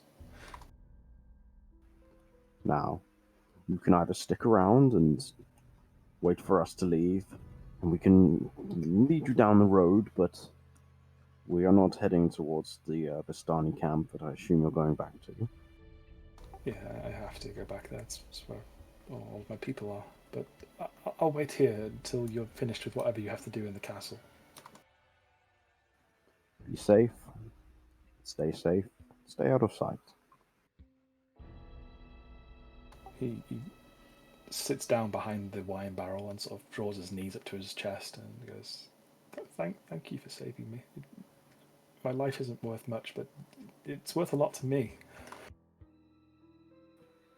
Understandable. Life is beautiful, and what you value as your own is you've saved two others. And he'll offer him some rations if he didn't have any. He would take the little bit of hardtack and start nibbling on it,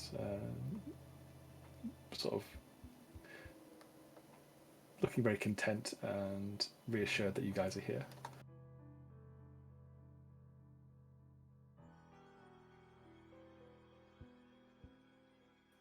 I guess it's time to move on. Yeah, you can transfer back to the where your characters are on the top floor if you want to save them moving stuff around, and we can say you went back upstairs. Gwen wants to get through this door. It is covered in stone and stone scales.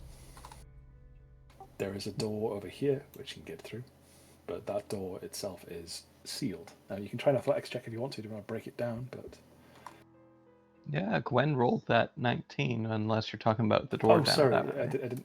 I did not ask for an athletics roll, so I did not expect to see one. Yes, that you bounce off the door.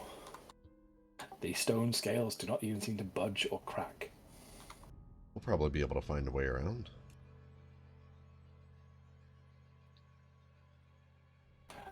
There is a door just north of church.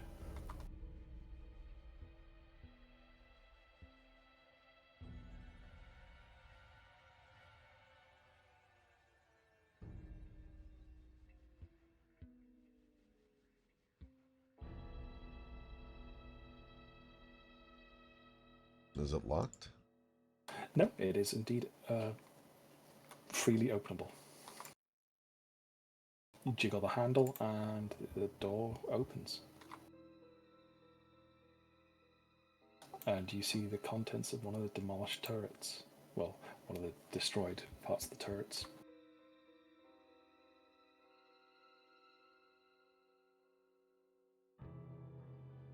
There's lots of tattered velvet drapes that cover this tall and cover the tall parts of the tower, and slender windows encircle this parlour.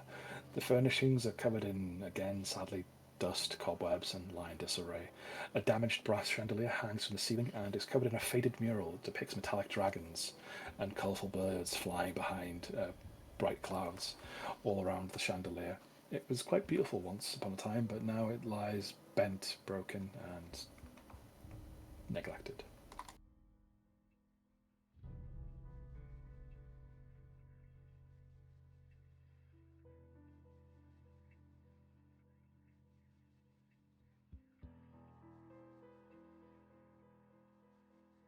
You mentioned metallic dragons. Yes, the dragons are very clearly of metallic nature. Where was that in the room? That's on the chandelier, but it's very broken and damaged.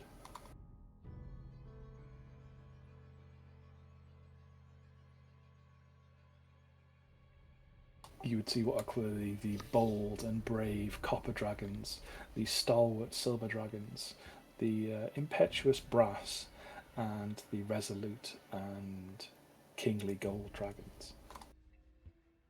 He looks fondly upon the gold dragons, as his heritage is from that.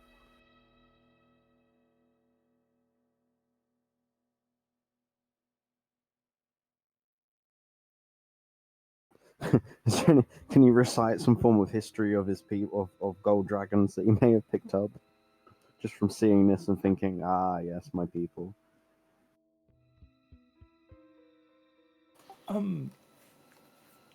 You want me to, or do you want to? Well, I don't personally know anything, or not know anything, but like me as a player, I don't know much about for dragony things, but I'm sure Nulla would know about golden dragons, considering his heritage is or his ancestry is golden dragons. They're generally characterized by having quite a short face and smooth metallic horns that are swept back from the nose and brow. They also have neck frills adorn both sides of the neck, and they are quite flexible in terms of their maneuverability. They have quite large barbs on parts of their heels and on their tails. So they are quite a striking and elegant, almost mustachioed looking dragon. Ah, yes, I see where Nulla gets his good looks from. He just sort of starts talking about golden dragons as he looks fondly at the chandelier, even in its disrepaired state. They are certainly the most graceful of all the dragons, hence the kingly descriptor.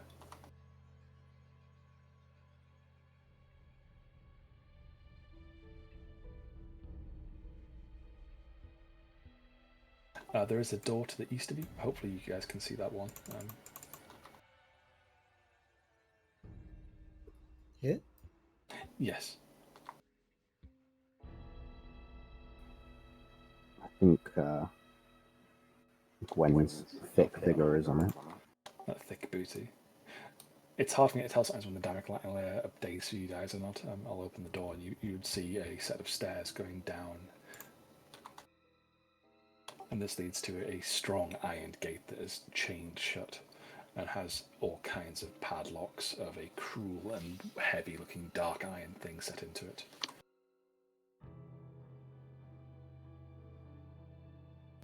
I mean, we have to go through there, surely. Well, this is the gate over here to the north. I don't know whether you can see it or not. Yeah. This is one of the other entrances into Argynvostholt before it was, destroyed towards the southern half and you could just wander in.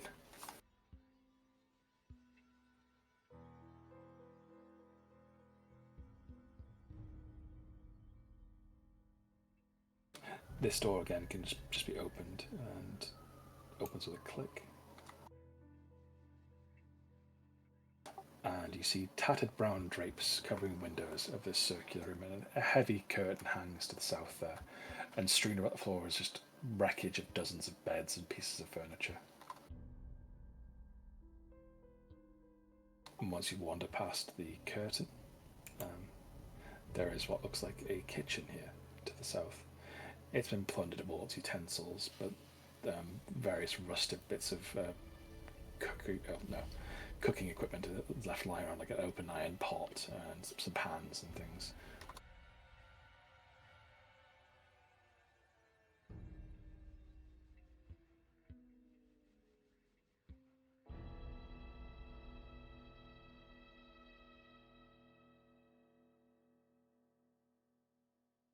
At least there's somewhere to sleep. Yes, you could repurpose those beds and sleep there.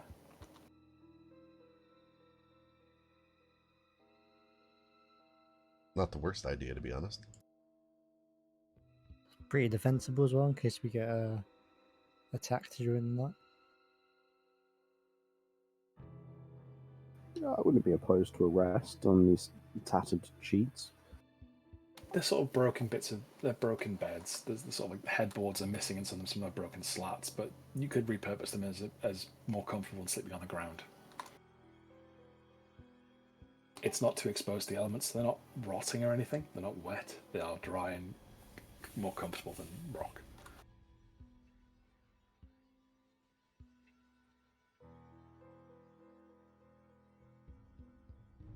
What sort of rule would you need to repurpose them to be comfortable?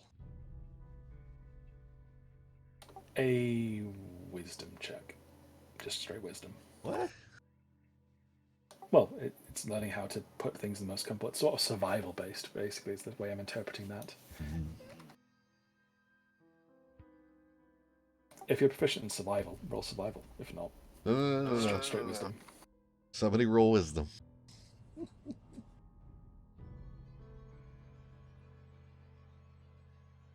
So Grunk starts piling up loads of the mattresses and sort of flops down on them, and it's like, yeah, this is a good enough pile of soft things for me, and he seems quite comfortable and content. By Orcish standards, this is a fine duvet and a little sedan. By the rest of your standards, it's a lumpy pile of mattresses. I'm curious. I want to see how bad I roll. Okay. Noah finds a not too badly damaged set of mattress and frame and just pushes a brick under one of the legs, and it's perfectly serviceable once he brushes all the debris off the top of it.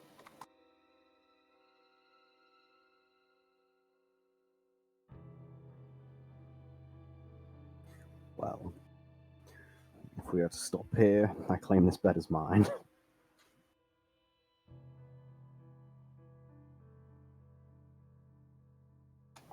Moira wants to sleep in the graveyard. You certainly can if you want to. There's a nice, damp stone mausoleum outside. I would not recommend sleeping in the mausoleum. Just, I don't want to kill your characters.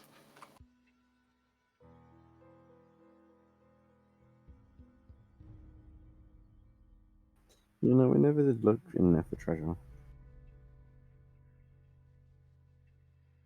I imagine there's something if you wanted to pop open one of the graves. Just spend the rest of the next day just digging up the graves. Oh yeah, look, some silver in it.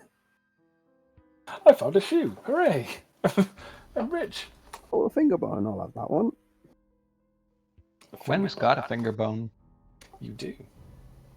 Speaking of which, before Moira goes to bed, could Gwen get her to have a look at the finger bone? See if it has any actual magical value? You certainly could if you're asking nicely. Where did you get a finger bone again? Was this from the priest in the back in town? Mm-hmm. It is the finger bone of the saint. Just hoping Moira doesn't turn around and try to give it to Crawl. Oh, so that's what it does. Here you go, Crawl. Maybe church notices the finger bone's been taken. It's like, excuse me, Mr. McSteely Pants? Mr. McSteely Pants. I meant to say Mrs., but That's Mrs. McSteely Pants to you. Well, I guess Moira or Gwen will ask Moira nicely. She'll mention, after we returned the bones of the saint, the priest was kind enough to give me this finger bone. He said it would bring us protection. Could you take a look and let me know how accurate that claim is?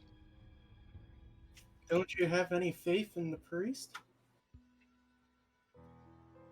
I have faith in the priest. However, we do have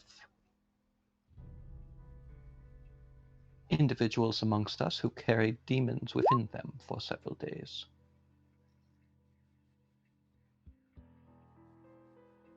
I mean, I guess I could take a look at it. Thank you.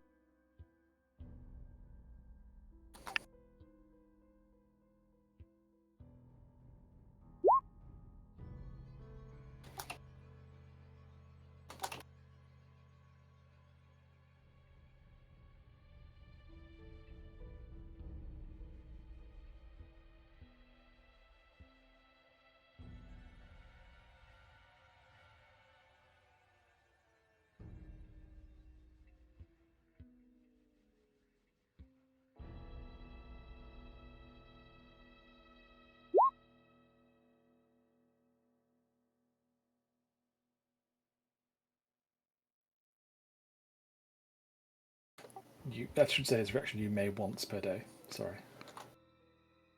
I typed that. What the hell? Why did I copy and paste that so wrongly? So wrongly? So incorrectly? oh no, who even said it wrongly? Oh my god.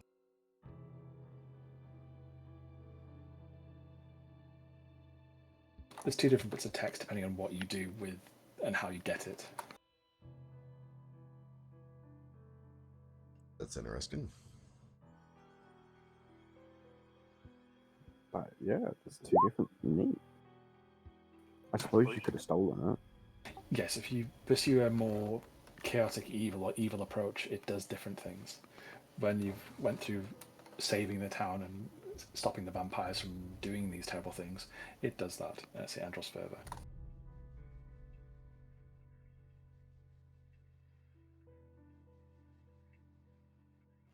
Yeah, Moira will let Gwendolyn know that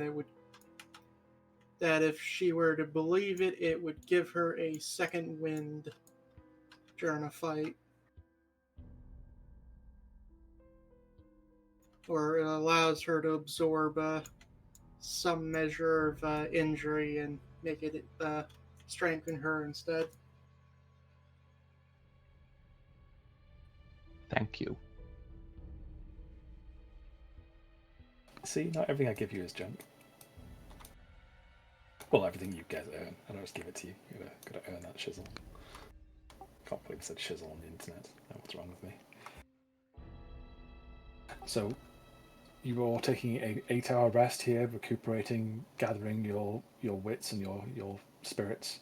Are you going to keep watching anyway, or are you going to just shut the door, bar it with some stones, and try and get some shut eye? Oh, if that's the case, can I go back and grab that silver iron rod thing and use that to block the door that was the shape of the dragon tail? Yeah, certainly. We'll go and find that and be like, yes, we'll use this, bar the door. This is the one from the graveyard. That's perfectly fine. I will close that door back up then. 1 second.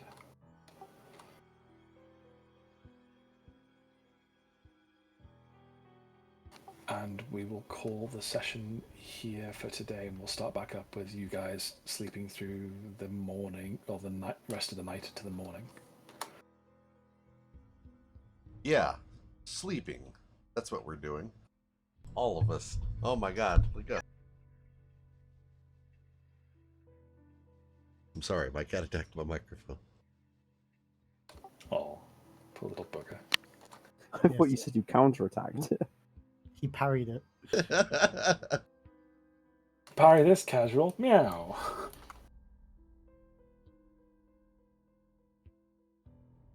Apologies if this dungeon is dragging out a bit, but there is important lore things and there's important treasures you needed to find, so there was a little bit of railroading, but hopefully it turned out entertaining at least. I really enjoyed the session.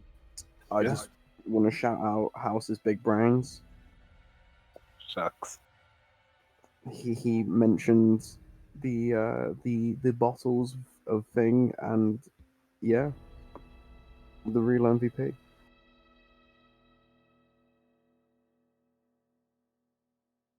Yeah, I'm really excited we got a legendary fucking item. Oh my god. We got the first Dragon Ball. The Amulet of Ravenkind. Mm-hmm. Again, apologies for missing last week, but I needed some time to do things. Are we good for next week? Is everyone alright for the... Oh yes. I am good. The Yep, 13th? should be. Yep, I'm good. Any feedback? Anything you liked, didn't like? Anything I can improve? Need more fog. Fog? There was a little bit in the graveyard, but we need more fog. This is a Strahd campaign, god damn it. We need more fog. More No, fog. please. No more cold. It hurts. Gwen was happy to finally have some actual sunshine so she could properly worship Pelor. Pelor. Even if it was in a tiny wine cellar. It's not a cellar. It's a hidden enclosed room. Hidden wine room. There's nothing underground about it. I mean, There's no stone windows is and part of stuff the like that. ground. It kind of feels underground.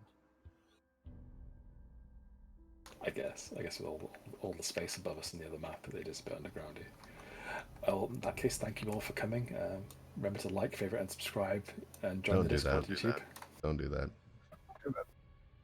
Cellar, but I barely... I'm not loud. Noah. Noller. Oh. Oh, thanks, Dice Daddy. Bye bye, everyone. Thanks for coming. Bye bye.